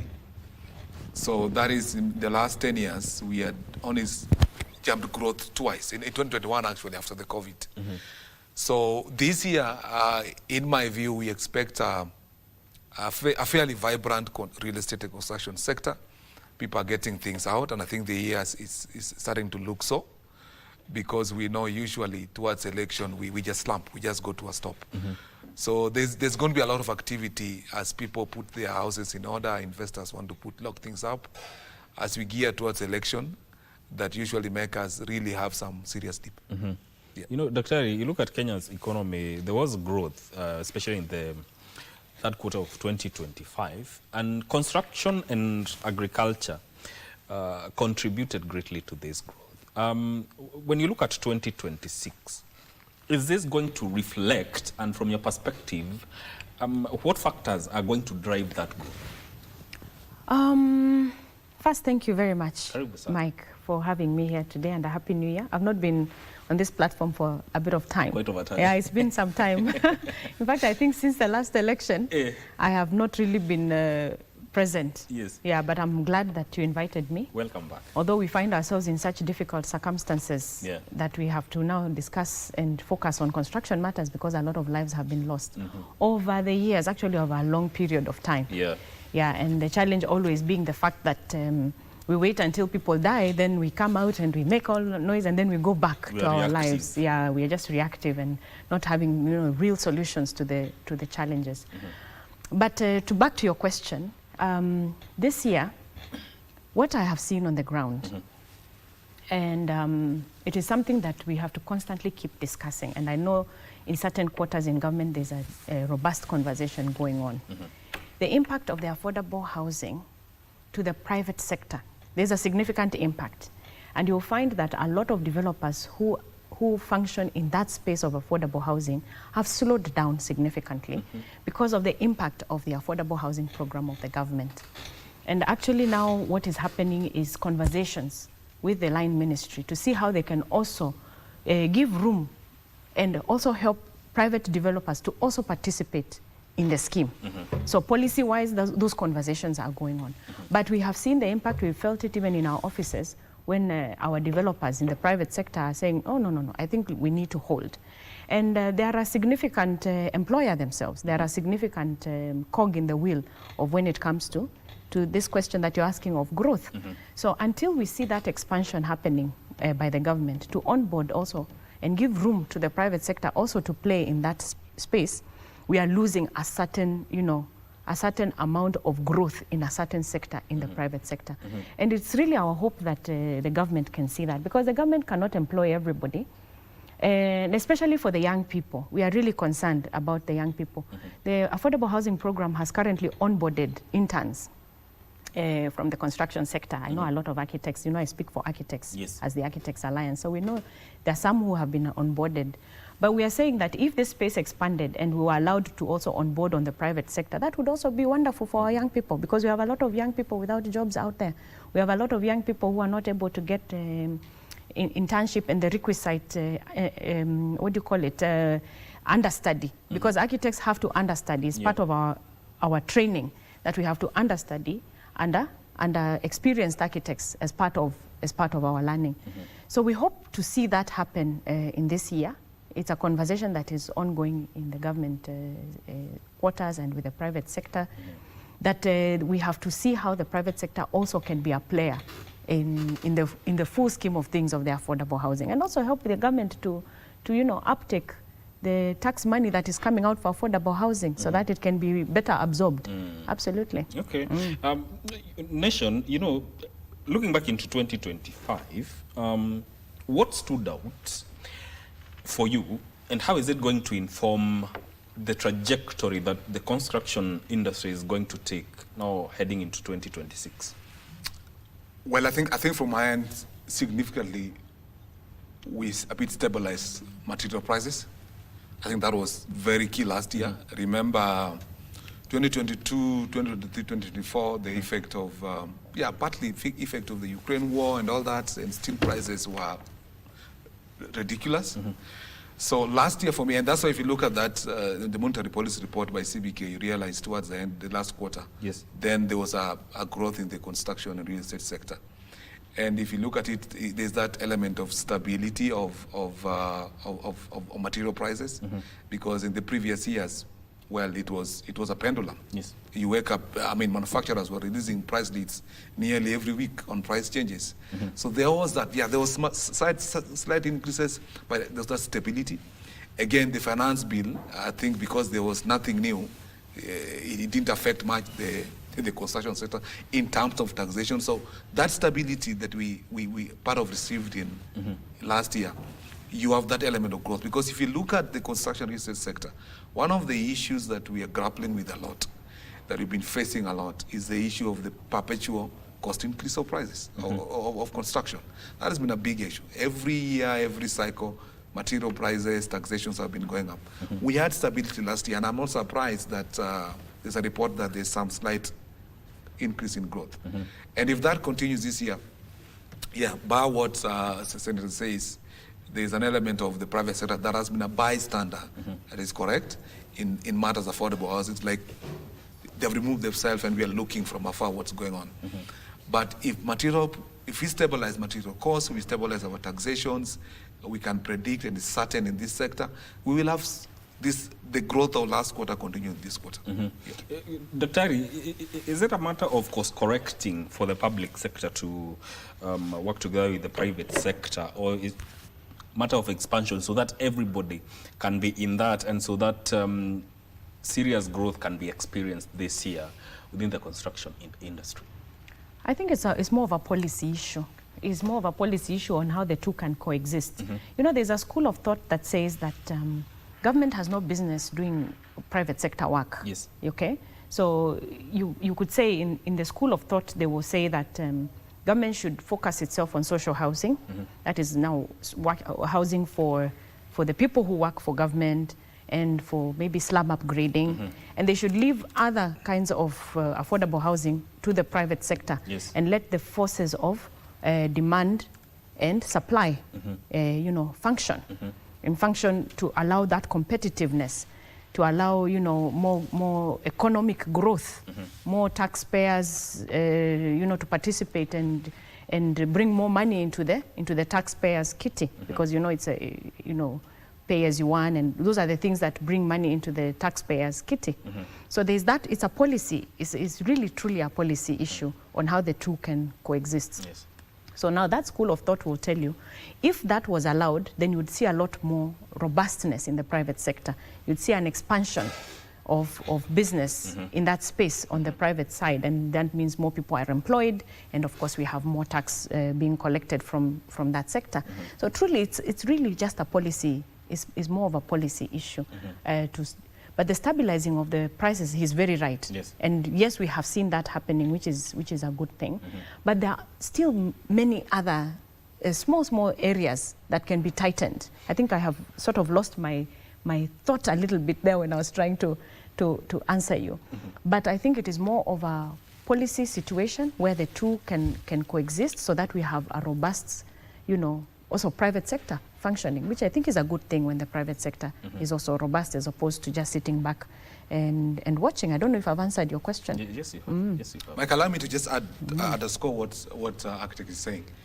You know, if you look at the construction and real estate sector, we are contributing about what, 16% to the GDP? Because sometimes when we say there's decline in this sector, and people ask, but there's a lot of affordable housing projects going on, why is it declining? But you have to look at the expanse of this sector. We are collecting what, 70 billion a year in housing levy. If you look at 14% of our GDP, it's still a drop. And the bulk of that 14% is in the private sector contribution. It's not in government. The bulk of it is in the private sector. And so if you don't bring in the private sector to play a role, an active role, then it doesn't matter how much you're going to pump this housing levy into the market. There will be still that drop, because the private sector must be an active participant, because they have the resources, they have the link, they have the system, and the bulk of that contribution is with them. And that's why when Senator says that we must find a way of looping in the private sector, and they cannot be a bystander, and I can tell you that they have been a bystander in all these discussions with the government, so that this year they play an active role that ensure we have a sustained growth.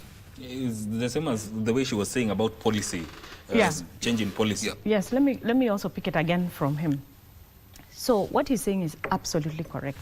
And in fact, many times people asked, and I remember when the affordable housing bills were and conversations started, and many people would ask, you know, is it that, you know, when Kenyans want houses, And many times Kenyan wants houses. Everyone, it's our culture to own a home. And the challenge has never been the inability to have that home as opposed to the financial capacity. Actually, for many Kenyans, it's just the fact that finance is far away from them to be able to purchase their homes or get a mortgage for their homes and things like that. And really what we were hoping the affordable housing scheme would do is also bring the money closer to the people so that they're able to purchase. And if that had happened, then you would find that the private sector also becomes a key player. So you're made a player, and what the government does now with the money that they have ring-fenced is find means and ways of Kenyans to access that money to buy the homes. And that loop would have now been sufficiently completed, and there would have been robustness in the market, allowing the market, again I repeat, the supply and demand forces to work. So right now there's a bit of distortion in that the government is now doing all that work. Yes. And the private sector is sitting to watch. And it's something we are hoping as the conversations go, we can begin to see a shift in the policy space to onboard a lot of the private sector. So that then the market can go back into the vibrancy that we are hoping it can have. Looking at finance institutions, Nation, what do you think is their role in as far as this growth that we're talking about is to be achieved? And from your perspective, are they enabling this growth or just managing risks conservatively? Thank you. You know, some of us, when we were seeing bond rates and treasury bills falling, we in the construction industry celebrate. Because when the government is one of the biggest borrowers, when you have, for example, a legislation with an appetite for local borrowing, then no institution is financing private sector, including real estate, because government is a safer borrower, and they will be inclined to borrow to the government. And late last year, we were seeing treasury bills and bonds falling. The rates, I think now it's below 10%. It's a good thing. At some point, it was 18%. Which bank is going to fund a construction real estate project with bonds and bills at 15, 18%? No one's going to do it. So that has been one of the challenges when government reverts back, and that's why when I had the CS talking about, I think we have a gap of 600 billion in the budget that needs to be. I'm hoping they won't borrow it from the local market. They can go for a bond outside the country or something, because when they do that, then usually you'll find, look at when they start doing that and look at the next monetary policy from CBK, you'll always find saying industry stagnated or did not grow. Now, again, one of the issues again, when government came in again, they formed the KMRC. That was to give money for mortgages easily to the buyer. But one of the problems with KMRC, it went and embedded itself to the usual lethargic mainstream financial systems of the mainstream banks. So it's not as easy. By the time you start KMRC mortgage loan with a bank, for example, by the time you finish with the documents, you've eaten the deposit. Okay? It takes so long. So we expected that there will be another much better, simpler, and faster way through KMRC, which is government funded, a faster way of enabling people to get mortgages and funding for their either building or buying of houses. But then they've done it through the mainstream banks, which we have a challenge with because of the system of mainstream bank. It's too lethargic, they're not in a hurry, and they just too much documentations that cannot surface in 2026. So financial institutions do not have a lot of alacrity to borrowing to the real estate sector. And also, if you look at CBK reports, there's a lot of non-performing loans in the construction sector. So institutions are not helping as much. The person who should help this industry is the government. Yes. Oh, all right. You know, we cannot talk about construction and looking into the year without even touching on technology. What role is it going to play, especially when it comes to how projects are delivered now going forward? Oh, we are celebrating technology. Yeah, we are celebrating technology. And when we are training and mentoring the young ones, we are telling them they have come into the market when it is really significantly changing because of technology and AI. And all of us actually have no choice. We have to capacity build around matters technology and AI. And you see, as always in Africa, we have to leapfrog. I always say we have to leapfrog because you find countries like China and others are way ahead when it comes to technology. I mean, you see their constructions are on another, they're on another level because of technology, expertise and all that. AI is driving everything into a new space, a new way of doing things, transforming how people execute their things and even how the consumers of our services are approaching us. Everything is changing now and we are forced, without a doubt, to upskill ourselves and very fast. Upskill ourselves and very fast. So we have all these new technology programs plus AI that is making things more effective and easier, actually from where we sit now as consultants. Managing projects these days, and he will talk about that because he's in that space of project management. But even as architects, we do also manage projects. It's coming, we are really welcoming AI, for instance, the apps that are coming in, all the things that help you think faster, organize better. We are absolutely celebrating it. For us in the design space, AI is transforming how we do our work. And again, we are forced to upskill very fast. We are training constantly on the new programs and the use of AI to help us, do better every day. So it's a space we absolutely celebrate. For the contractors on site as well, they're not being left behind. New methods of construction, new methods of execution. Even contractors themselves, those who are ready to capacity build, there's a lot that they can adopt that is part of the new technologies to help with their works. And another thing, of course, we celebrate with technology, communication, and AI, our modern world, is that these days you learn also from others while you're still on your desk. You don't have to really travel to China or to the UK or somewhere to figure out how certain things are done, because everything now is being done through virtually. Yes. So you connect with other consultants, you connect with other builders, you connect with material suppliers virtually, and you're able to execute. And then you're able to import, whether it's materials and things like that, you import readily. I mean, we have to celebrate technology, we have to celebrate communication. And, woe to the person who's not taking this space seriously, because we are already living in the world of tomorrow. Technically, we are living in that world of tomorrow that we used to see in movies. It is actually happening today. Some parts of the world are moving on faster. So we are forced to also join. And you see, Africa, and the beauty of Africa, and why everybody's, the entire globe is now focused on Africa, is because this is the frontier. It's no longer even the next frontier. This is it. This is where everything will happen in Africa. This is where the resources are. This is where the young population is. This is where people of capacity are going to come from. This is where people of work, young people who have the capacity to work, they are coming from Africa. Everyone is looking to Africa for everything globally today. So everyone has to, upskill with the technology and with the AI. We cannot be left behind. I really love to celebrate the fact that the Africa Continental Free Trade Agreement has now been, signed by quite a number of African countries. And the conversations now going on in those spaces are, how do we truly collapse our borders and do trade within Africa that then should bring all the benefits back to Africa, and we can really build Africa to where it is supposed to go. I mean, I celebrate that. I celebrate that. And I keep telling all the spaces where I speak, especially young people, you must prepare yourself for what is happening today in Africa, for where Africa wants to go.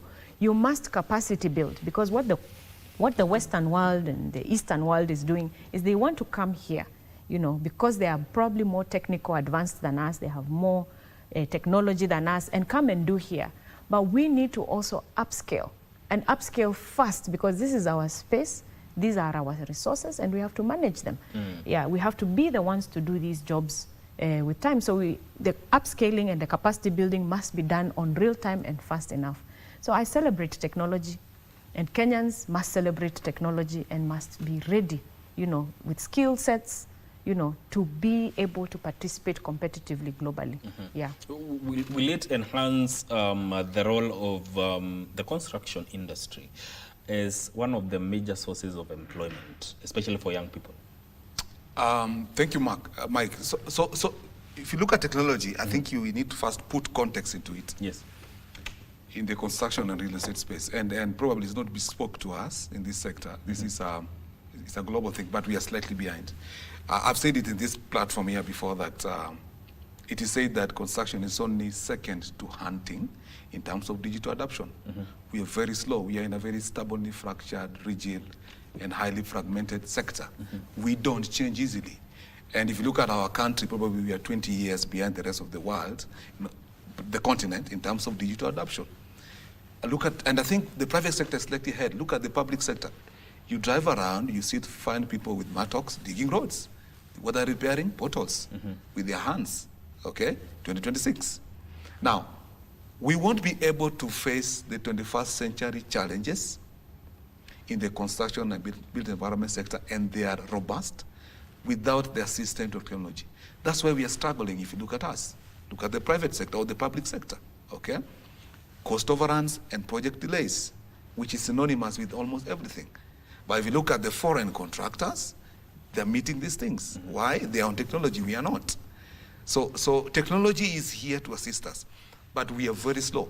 We are lagging behind other sector. And yet, this is a solution to the employment. This is a solution to the sustained growth that we require. This is a solution to facing the challenges we have to overcome in this century. And it's not technology at the industry level. It starts with the training. Look at our learning institutions. They are learning institutions. Okay? I've always made this joke that lecturers' books are turning yellow. They are same notes for early 2000 taught to the same engineer of 2026. Yeah. Okay? We are training the consultant the same way. So when they come to the private practice, then you have to play catch up with training them as they come. They ought to be prepared properly, add in training, and be technology ready. Okay? So number 3 is the cost of technology, which we need to address. It's a bit expensive, some of these technologies, for us to use in this sector. So most of the people will put them off. So we need to have a policy again you're going back to government, of how do you make them affordable to assist us execute project properly, because we have limited resources, and this century requires us to go in, go out. You know, I was in December, I was in the village. You see how a classroom CDF project is executed in 2025 with the robust technology you have. You can weep. We are so much behind. Yes. So to answer you, it is the answer to the increased employment. It is the answer to effective delivery of project. But the private sector is trying, the public is lagging behind. All right. You know, when we come back, we're looking at the opportunities that portend, the 2026 portends within the construction industry. Stay with us.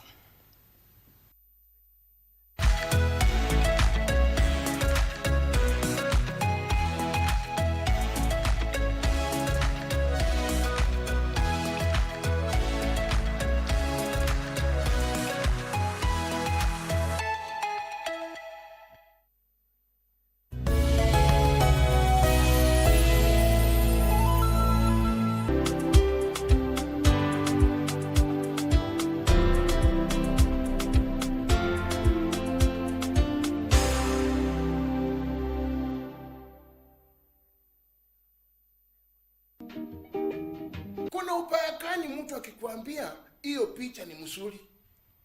Kuna upaya gani? Unaangalia simu yangu kwa nini? You're not allowed to read anything on my phone. Excuse phone me. Is private. What can you do? I can terminate you even now. To terminate who? Yes. Nauliza, macho iko na pasia? Macho hakuna pasia. Very good. Kuangalia ni vibaya? Ni makosa, hapana angalia kitu.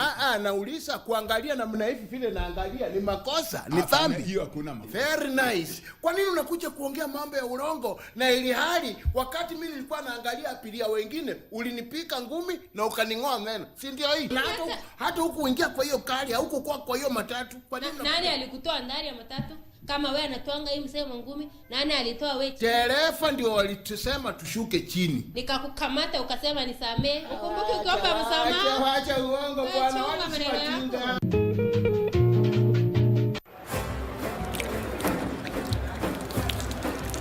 Katika Qur'an tukufu Allah Subhanahu wa Ta'ala anatuamuru tukumbushane, kwani kukumbushana kunawafaa waumini. Kwa mujibu wa hadithi, Mtume Muhammad sallallahu alaihi wasallam anatushauri tueneze ujumbe wake angalau kwa aya moja. basi tunatia ari kufanya ambacho ni jukumu la kila Muislamu, kukumbushana mema na kukatazana maovu. Tunakuletea mawaidha za mashehe, wataalam, maustadh, madrasa, makala spesheli na Okti Fatuma Yakub, mafunzo na historia za mitume na maswahaba, na burudani kupitia nashid na wasifu za munshid. Tazama ukumbi wa Kiislamu nami Alishe kila Ijumaa saa 9:30 katika KBC Channel 1.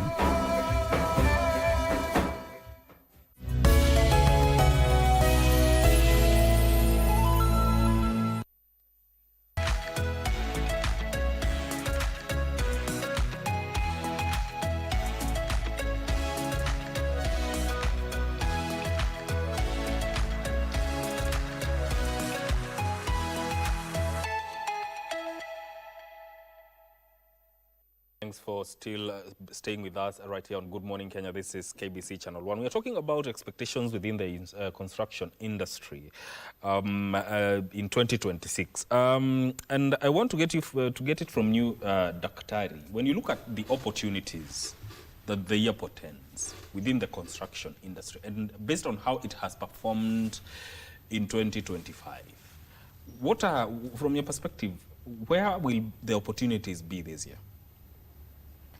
Oh, the opportunities in the construction sector are always there. And like we said earlier, it's a question of stabilizing of prices, policy shifts that can allow the private sector also to robustly, come in. We have a lot of young people coming out of our universities who need to be absorbed in this market. Technology also, like you mentioned earlier, is a critical area where a lot of opportunities also can arise. And if I was to speak to the young people on where the opportunities are, to answer you, we have professionals who function in the construction space, whether in the private sector or in government. Even government needs those professionals. And you'll find a pecking order of so many professionals who function in this space.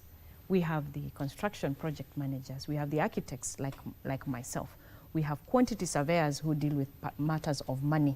We have engineers, and engineers come in different phases. You have structural engineers, you have electrical engineers, you have mechanical engineers, and engineers go even beyond just the built environment space. You have players like landscape architects, for instance, to look at matters of landscaping. You have interior designers who look at the inside, like this beautiful space you have here. All those are opportunities for young people who can get into the universities and come out and play in that space. We have the space also for the TVET students, the ones who don't make it into the university, but can go into the colleges and do their diplomas. All these professions I have spoken need technical people. All our sites, contractors need technical people, professionals and technical people. The government also needs technicians and diploma holders, and there's that entire space. The construction itself, now when you come to the contractor himself, the contractor also has spaces for opportunities for young people where they can participate in different levels and in different capacities. We have material suppliers who are also a very critical part of this cog. Our steel, paints, cement, and all the others, tiles and all that, are areas of opportunities. Yes. Because these are people also who are bringing into the built environment space. When we look at the infrastructure, by the way, and we like to remind Kenyans when we speak, when we talk of a building is not just a building. Yeah. A building becomes complete when it is fully functional. And for it to be fully functional, there's also infrastructure around it.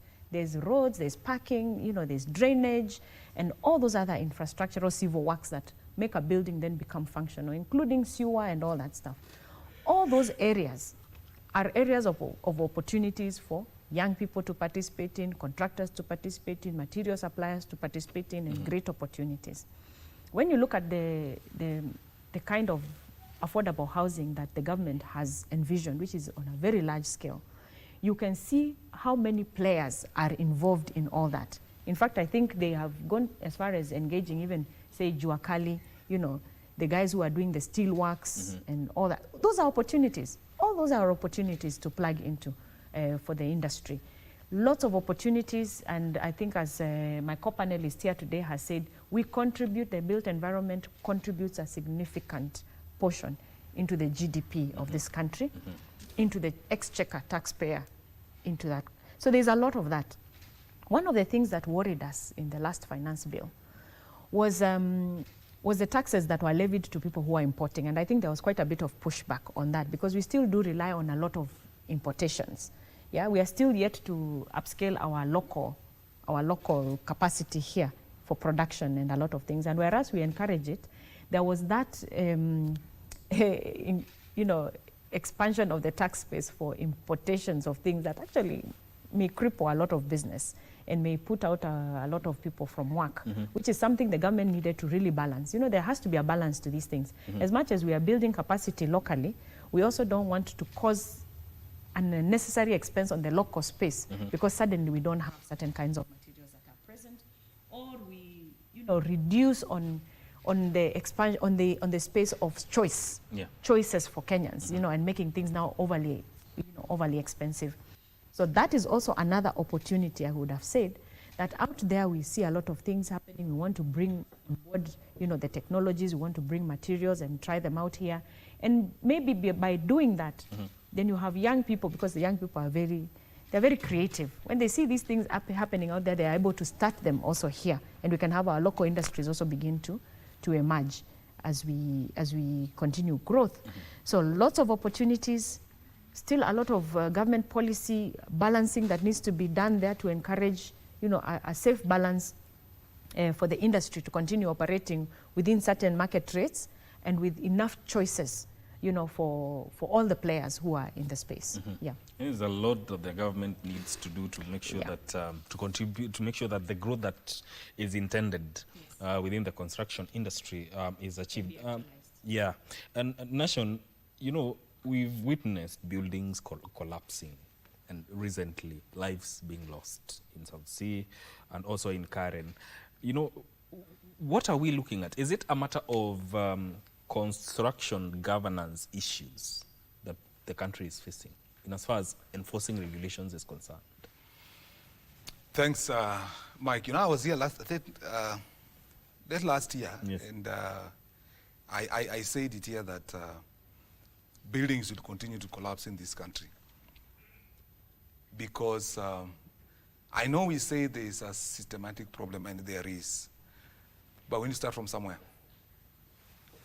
47 million Kenyans cannot supervise the built environment. Just like 47 million Kenyans cannot supervise crime. We delegated those functions to specific authorities and agencies to supervise on our behalf. Now, we have bad eggs amongst us. We have professionals that are bad. We have developers. We have contractors. We have everyone in the built environment that are bad eggs. Just like any sector, it's not bespoke to us. Just like any sector, we have bad eggs amongst us. The onus is on the authorities to ensure those bad eggs do not have their way in terms of shortcuts in the built environment. If Nation is being driven by greed and want to do shortcuts in its development, the authorities need to make sure that I do not have my way. Because sometimes we are pushing this narrative sometimes that no, professionals have a way. It's fine, but when crimes goes up in Nairobi CBD, we will be on the IG's neck. Okay, we will not blame those who are causing crime. It's the person who's supposed to stop. South Sea building, 2 weeks down the line, no arrest. Who has been charged? Okay? When the governor went there, he asked for more prosecutor powers. I don't know who wants to prosecute it. We have the ODPP. Okay? People need to take responsibility. South Sea was approved. It was supervised. And if you look at that statement they issued, that developer, because I laughed at it, okay? They even admitted some liability in that statement in terms of getting some approvals before the other, which is not the case in the sector. It's pointed to issues. We should have expected the chief officer, planning and enforcement, gone by now, okay? Suspended awaiting investigation. Yeah, NCA should have the person in charge of that area, NCA, gone. Suspended, awaiting. We should have 2 weeks prosecuted. People should have been charged by now. But it's not, because this is similar. Let me point you to a building in Huruma, because Huruma in 2016, April, Huruma building collapsed. 52 people were killed, if you remember. It was during rainy seasons. The president spent almost 2 days there, President Uhuru. It was a big issue. Reports were commissioned, investigations were to be done. National Building Inspector was told, give us report. That report was done, but it's only quoted when buildings are collapsing. Or 85% buildings have a problem, which is true. But where is the report? Why can't that report be gazetted? So that Kenyans know which buildings have issues. Okay? Unless those that we are mandated under the Constitution to supervise this industry and ensure anyone who has a shortcut does not carry out their shortcuts, unless they take responsibilities, buildings will continue to collapse. Because this industry, remember, we are a middle-income country. We have a lot of ethics deficit here. Okay? So tomorrow, even today, there's someone and a contractor trying a shortcut as we speak now. So we must have these people helping us to stop. If they lack resources, let's have a conversation on what do they need. Is it the inspectors they lack? What do they require so that they can supervise this industry properly? So that any person, any developer, any architect, any project manager, any contractor that is doing shortcuts needs to be nipped in the bud before they kill innocent Kenyans. Because the issues of professionals who are bad eggs is not stopping now. We won't cure it in the next 10 years. We are going to have quack professionals still. But why can't the regulator stop them?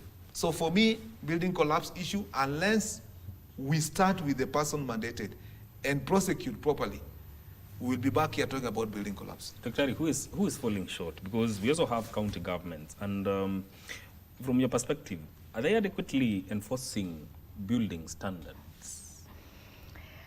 Oh, Mike, I was waiting for us to get to this part.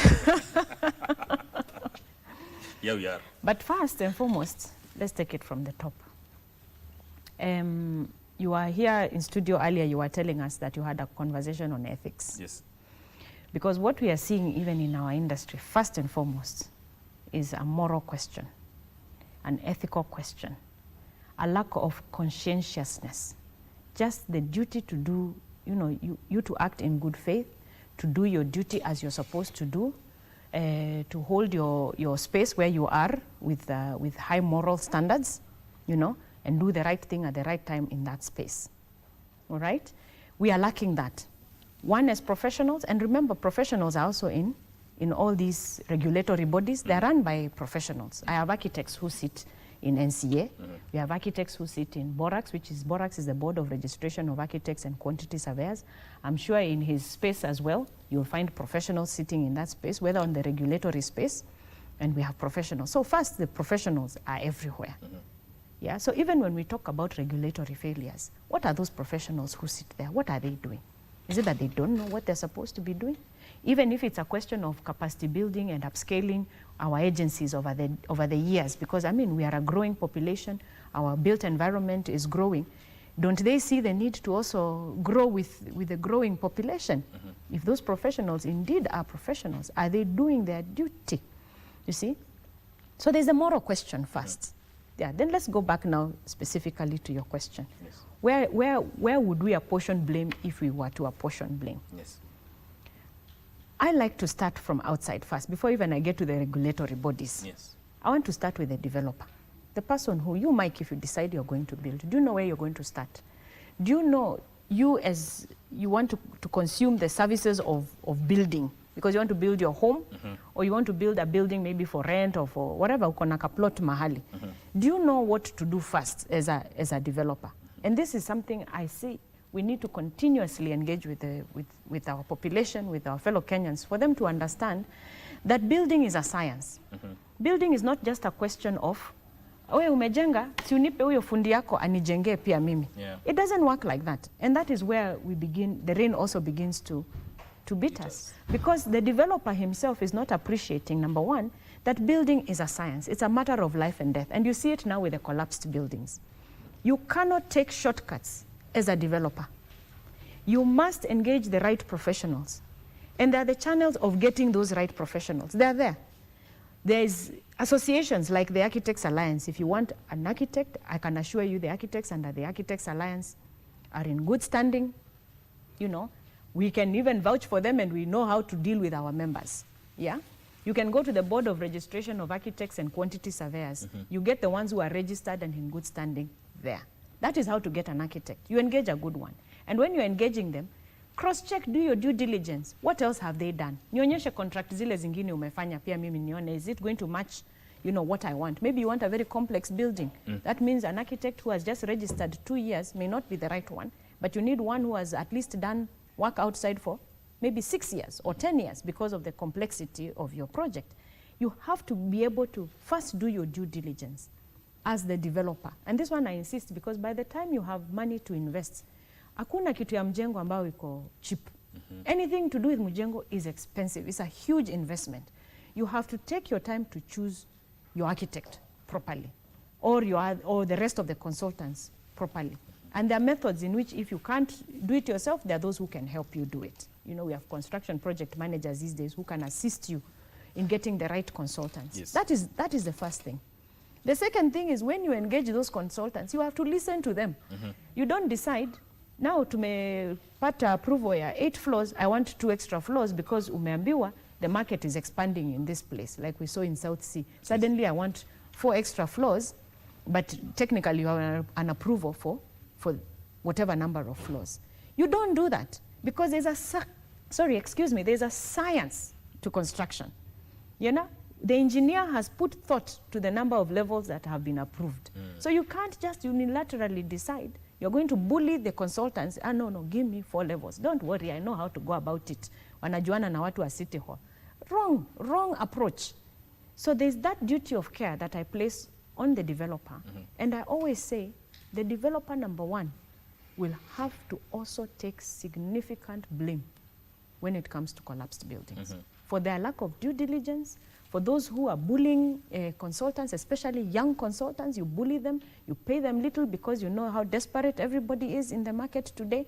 You bully them and then you want to move things the way you want them to move on site. That is very wrong. Even by the time we come now to the failures or the omissions of the regulators. Our developers must be, you know, constantly engaged, and I think we have a duty, even as consultants where we sit, to constantly engage our developer. The other big failure and a huge duty of care goes to the contractor.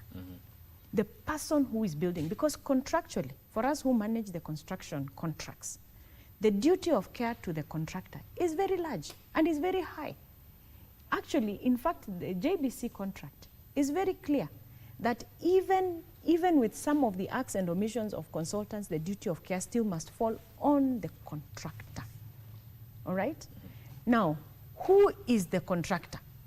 Or what is a contractor is a question we have asked NCA. And we are happily, as the Architects Alliance, going to engage with NCA so that we can begin to see how do we really manage this space that is called the contractors. Today, anybody can be a contractor. You have been in the journalist space. Today, ukitaka kuwa contractor, whether it is not very difficult kwenda kupata license huko NCA. As a journalist, it is not very difficult. Am I not right? Am I saying something that is not true? You're right. Anyone can be a journalist. Yeah.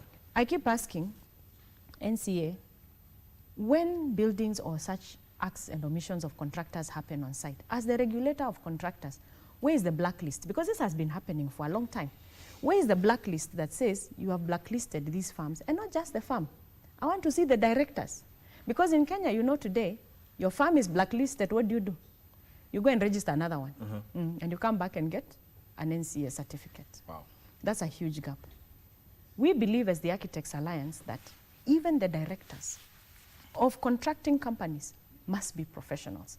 If we are seriously going to tighten the regulation space, because as NCA, say for instance, South Sea, the contractor is, say, an architect, for instance, somebody who is trained in the built environment, which should be as such. You see, not just NCA will be dealing with that architect. Even the Board of Registration will be dealing with that architect. Even the Architects Alliance will be dealing with that architect. So we begin to tighten the regulation of professionals. It's a conversation that is on the table, that we must have. Otherwise, how will we regulate the contractors if anybody can be a contractor. You just need to get CVs of some professionals, unaweka hapo, unachukua picha ya some tractors, nini za rent, unaweka hapo, you go and get that. So that tightening of regulation of contractors must be done, because the duty of care that contracts a portion to a contractor is very high. All right. Yeah. All right. And then lastly, for the regulators, we are in an expanding economy, we're in an expanding population. There is no way the regulator also can police the entire environment. It is not possible. It is now getting to a point where we have seen in other countries, best practice, they have to cede some space for professionals also to regulate. We should now have checkers who are architects going around sites. We can't leave it now just to government. Yeah. And we have to work closely with the regulator for that matter. Whatever report TAA brings on what they have seen on site, the regulator can rely on it. Okay. So there has to be that. And then lastly, because I know time is running, our counties have not capacitated themselves enough just to answer your question. There are counties that don't even have an architect who sits in their physical planning offices. They don't have. Yeah. So how is it that they are serious about when it comes to matters of physical planning approvals and enforcement? Okay. So they don't have professionals in their spaces. So that is also another big gap. All right. I want to give you each 30 seconds to give your closing remarks. Let me start with you, Nation. Thank you, Mike. I think for me, on building collapse, for example, a stopgap measure. You know, if you read the housing survey report by KNBS last year, it was indicating that 65% of Kenyans see no need of using professionals in this sector. And also it indicated that 42%, nearly 50% of developers do not use architects, for instance. Okay. That is government report. That is not changing tomorrow. And yet we need to save lives. Okay. For me, we need to have a conversation with regulations of authorities of how do we capacitate them to be able to stop these 50% developers and these 65% of Kenyans that do not see the need of professionals. Because unless those two are cured, buildings will continue to collapse. And the only person going to help us in that is a person who has the authority, who can walk into a site and arrest. If they lack resources, let's give them. On the real estate sector, I think I am optimistic this year that we are going to have a good industry. Hopefully the material prices can stabilize, and then we have certainty of taxations. We should be good this year. Thank you. All right, Dr. Thank you for this conversation.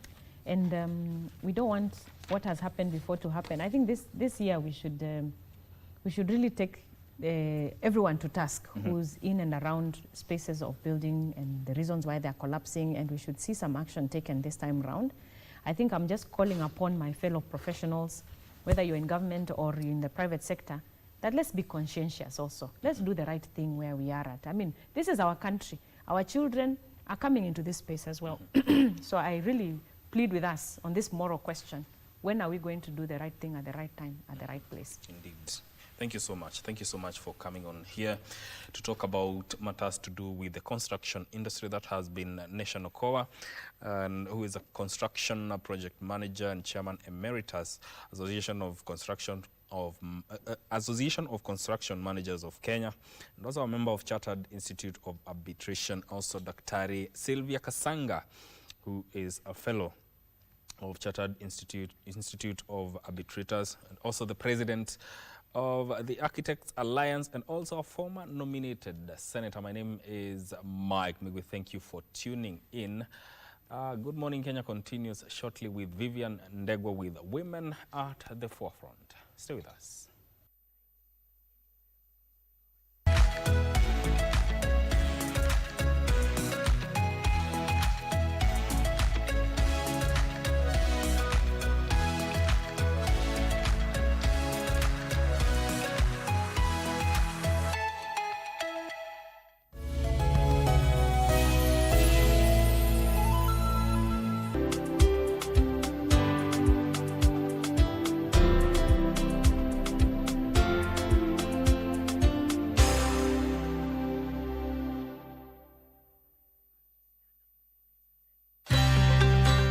Want to enjoy free-to-air digital TV with crystal clear quality? Here's how to get started with Signet. Step 1. If you have a smart TV, you're good to go. Next, connect the aerial to your TV. Now, do an auto search on your TV. Just follow the prompts on the screen. And that's it. You're now tuned in to Signet. Sit back and enjoy a wide range of free-to-air digital channels. For technical inquiries, call the Signet hotline on 0770 572 656. Are you a talented artist? Or are you passionate about a topic you want to discuss? But money can be very hard to find for an upcoming artist. Don't worry, Studio Mashinani has got your back. Sign up on ajira.co.ke to book a session with your music and video producers across the country. Work on your music, jingles, spoken words, and even podcasts to realize your dream. All for free. Studio Mashinani, Radani Talent. Kuna upayakani mtu akikwambia hiyo picha ni mzuri? Kuna upayakani? Unaangalia simu yangu kwa nini? You're not allowed to read anything on my phone. Excuse phone me. is private. What can you do? I can terminate you even now. To terminate who? Yes. Nauliza, macho iko na pasia? Macho hakuna pasia. Very good. Kuangalia ni vibaya? Ni makosa, hapana angalia kitu. Nauliza kuangalia namna hivi vile naangalia ni makosa, ni dhambi. Hiyo hakuna makosa. Very nice. Kwa nini unakuja kuongea mambo ya urongo na ili hali wakati mimi nilikuwa naangalia apiria wengine ulinipika ngumi na ukaningoa meno? Si ndio hii? Na hata huku uingia kwa hiyo kali, huku kwa hiyo matatu. Kwa nini nani alikutoa ndani ya matatu? Kama wewe anatwanga hii msemo ngumi, nani alitoa wewe? Dereva ndio walitusema tushuke chini. Nikakukamata ukasema nisamee. Ukumbuke ukiomba msamaha. Acha uongo bwana, watu si wajinga. This is a conversation about changing systems, rebuilding dignity, and of course, proving that there definitely is life beyond the bars. Shock on me. This officer says to me, I'm actually here to arrest you. From that point on, the wrongful prosecution begins. I am a convicted felon in this country. The friends I had, all the contacts, everyone has disappeared. So reality checks in. And it's a very harsh reality. Poverty does not equate criminality. So let us change that in this country and see to it that the opposite of justice is not inequality.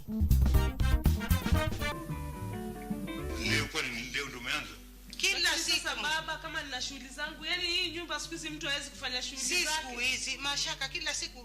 Basi hata ukitoka useme. Niseme nini? Kwani mimi ni mfungwa? Kama nilimwacha nyumbani, sasa kunisamea nyumba kitu. Nitakusomea, wewe ni nani wewe? Hata niliva, mimi ni wakati gani? Mdomo mrefu kama nini wewe? Mbona tabia zako ni mbaya hivi? Kwani huyu mtoto saa yote akisemeshwa, yeye ndio atakuwa saa yote ataka kujichoma? Ndio, acha nijibu. Wewe kama nani hapa? Uwepo wako uende nasi. Usiibe mtihani, utapatwa na mashaka. Hata ukiniangalia ni wewe ninaambia. Kuwa asilimia kubwa ya vijana ulimwenguni hata nchini haina maadili. Nani alaumiwe? Serikali, shule ama wazazi? Kwa maoni yangu, naona wazazi ndio wanafaa walaumiwe. Kwa maoni yangu, hamna mtu yoyote ambaye anapaswa kulaumiwa. Mtoto wa mjini hajui kulima. Jitoto vya mjini vinajua kulima. Kaunti nambari 10 inaitwaje? Mukuru. Maajabu na miujiza.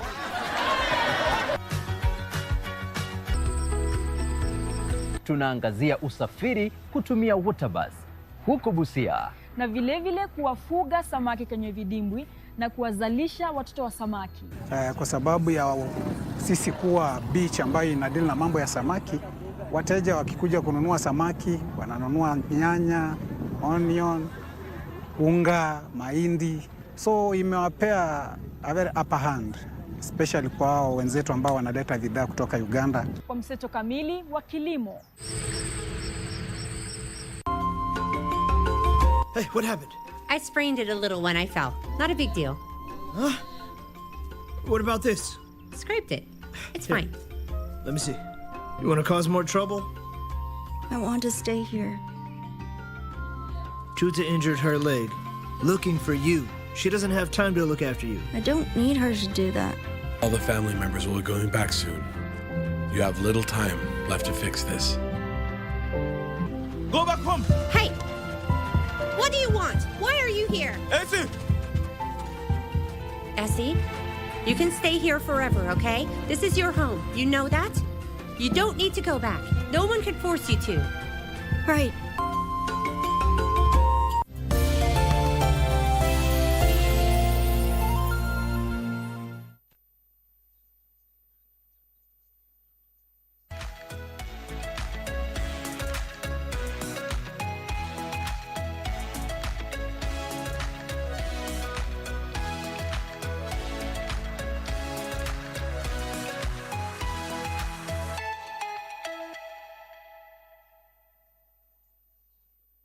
And Good Morning Kenya gets to continue. Thank you for staying with us. Right now, we are on that segment that is Women at the Forefront. And today we are looking at art for change, trying to see how we can set the stage for the others to rise. That is what we'll be looking into. And I'm pleased to be joined by one Wangoi Kimmani. Wangoi Kimmani is an award-winning poet.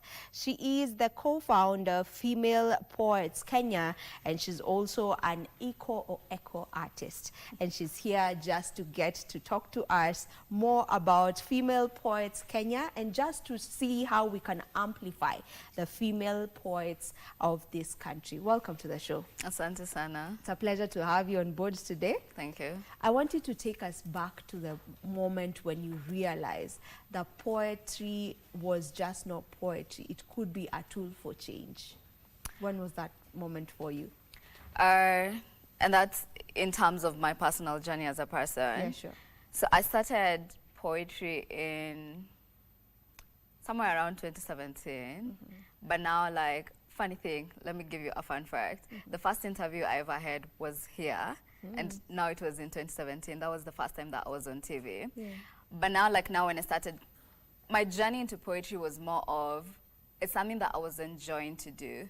But now after COVID-19, somewhere around 2022 is when I started doing poetry as a career, and now more on the side of like wanting it to make an impact. So yeah. So in 2022 is Yeah, when you wanted, now 2022. you realize this can be used to make an impact. Yes. I can use my poetry to make an impact. Yes. In one way or the other. Yeah. Was there a particular moment that made you get to that point?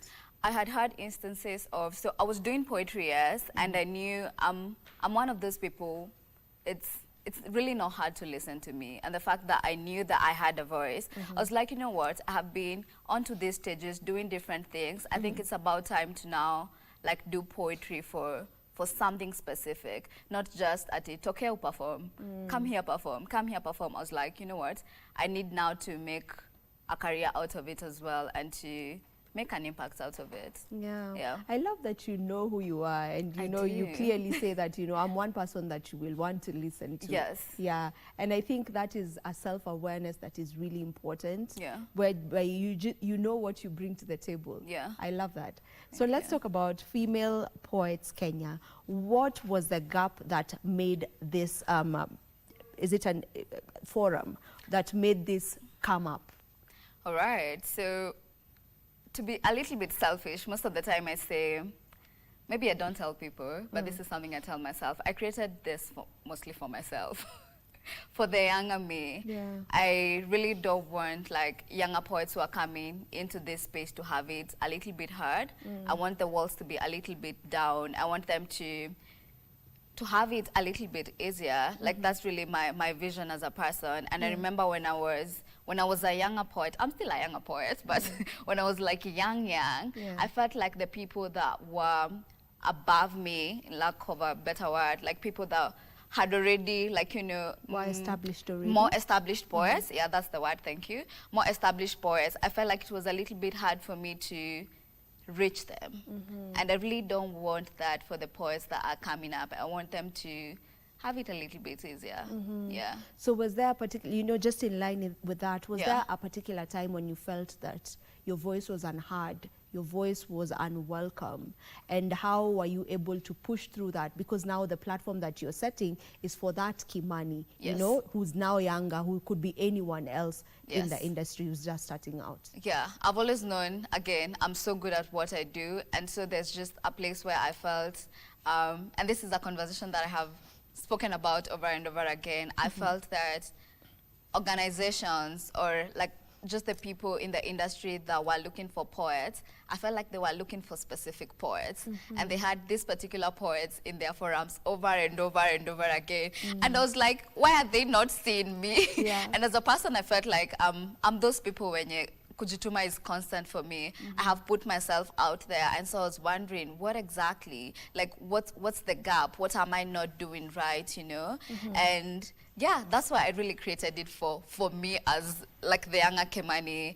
And also like just to give you another small story, in 2022, now when I made poetry like my full-time career, we also lost Poetry Slam Queen. In the same year. And I remember just having a conversation with Spontaneous, and we were like, do we really have a community that we can always go back to when we are not stars, like when we are not on stage? Yeah, so that's another reason that Female Poets Kenya was born. Yeah. Yeah. What do you think makes poetry so powerful, even to be used as a tool for to make social change?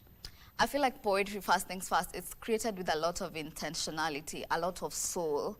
Like, we have entertainment aspect, yes, but I feel poetry is more of, we want to provoke, we want to ask the questions, and I feel like poets are really brave people, to be honest, because even in how the poetry is written, even in how it's presented, yeah, we are meant to, our poetry is meant, or poetry in large, it's meant to touch souls. It's not only performative.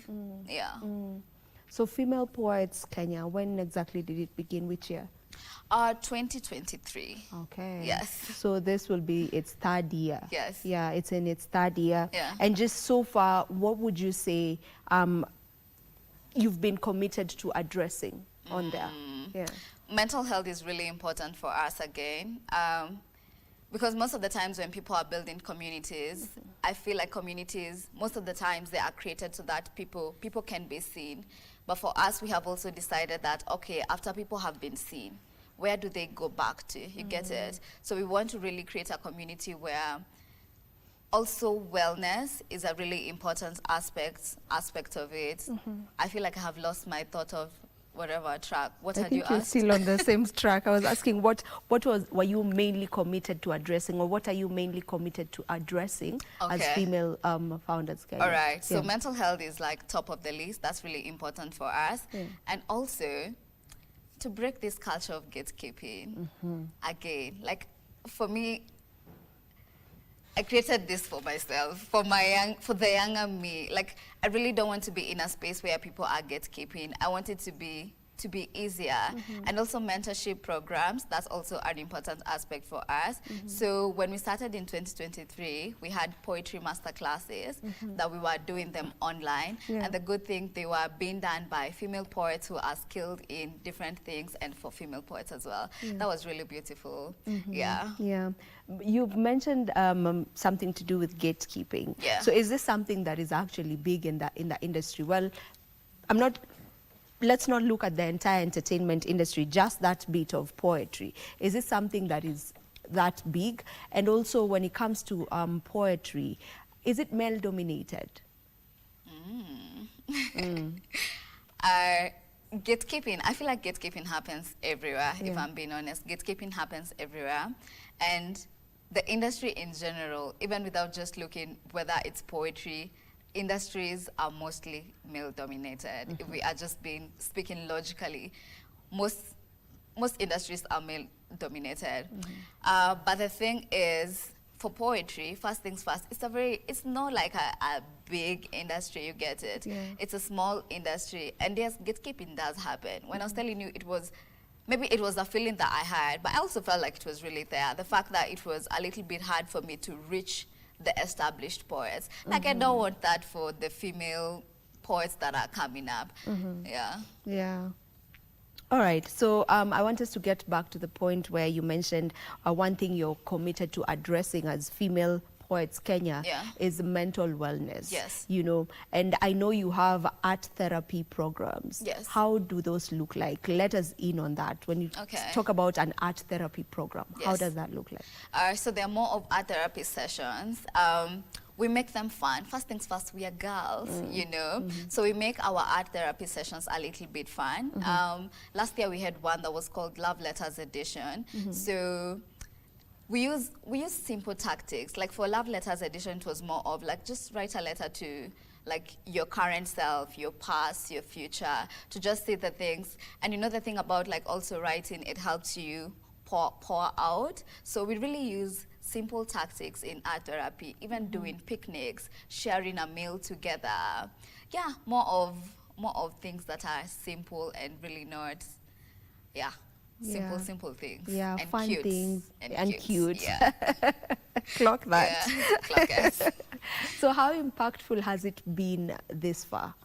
Just from your point of view. Yes. Yeah. I remember there is one that we heard that it was more of a collaboration with another female poet who also has an organization called Wangoi Kimmani. Her name is Bint Aisha.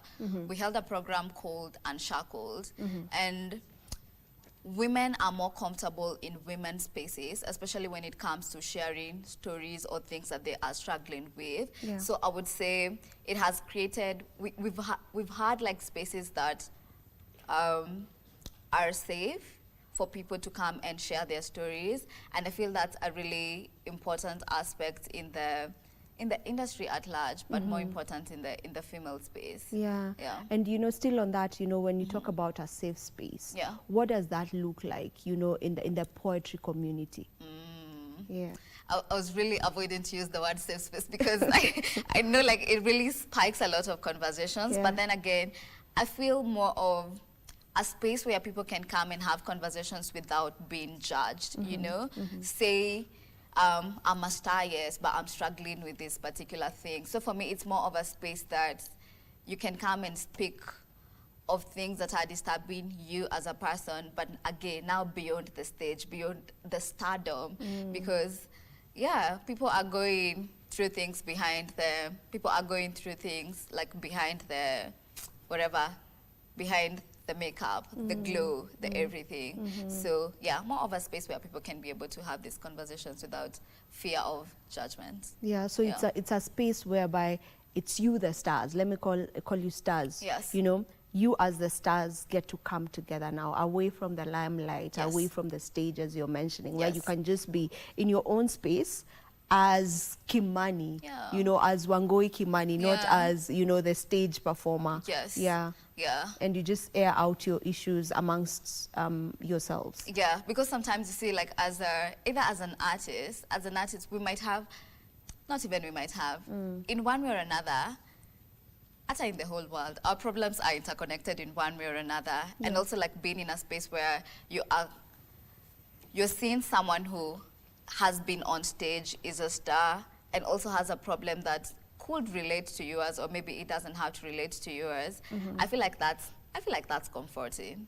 Yeah. Unaona you're not there. I can also speak in Swahili. Yeah, sure. Unaona si wewe pekee you're going through this mashidas. Yes. Naona, yani, you realize that there's nothing really new under the sun. You're not the only one who's passing through this. There's someone else who's passing through it at the same time. There's someone else who has passed through it before, and there's someone else who will pass through it maybe in the near future. Yes. Yeah, and I think that makes it better sometimes, because does. you realize, okay, it's not a me problem, it's not a me issue, it's an issue that everyone else gets to encounter. And you see, when we say art experience is the best teacher, sometimes I'm like, you really don't have to experience. You don't have to experience that. You could just be in a space where you see someone has gone through the same problem, and you really don't have to go through the same problem because you have seen, uyu amepitia, so I really don't have to go through that. Yeah. All right, so how many ladies are in Female Poets Kenya so far? Oh, so far we're 95. Okay. Yeah, but we are yet to. So this is a monitoring and evaluation that we did in 2023. But we are really looking forward to see like how many we are at the moment as we are forging forward to our launch. Okay. Yes. You're forging forward to your launch. Yes. You haven't done the launch yet? Yes. Okay. Tell me more about that. The launch is actually happening on Friday. We are inviting you and you that is watching us. Yeah, it's happening on Friday. So from the 6 counties that we have different female poets, they will be coming to Nairobi on Friday, so that we can cut cake together and cut the ribbon together. Oh, nice. Yes. And so is this, you have 95 poets in it at the moment. At the moment. So are you looking to have more? And if someone would want to join, is there a way they can join you? Of course, we are looking to have more. The community is open, and the thing is, the community will definitely keep growing. And if someone is looking forward to be part of this beautiful community, they can join us by just go on Instagram. We have an Instagram page called Female Poets Kenya. So just DM us there. Okay. And we got you. All right, all right. Right now, I want to I want us to head over to State House, Nairobi, where the Gold Award presentation to youth under the President's Award program is happening right now in State House. There you have it. You can see it on your screens. That is what will be taking place, or rather is taking place today. The patron of the program, who is His Excellency, the President William Samoei Ruto, will lead the ceremony. And yeah, that is the presentation, the Gold Award presentation to youth under the President's Awards program. Let's get to listening.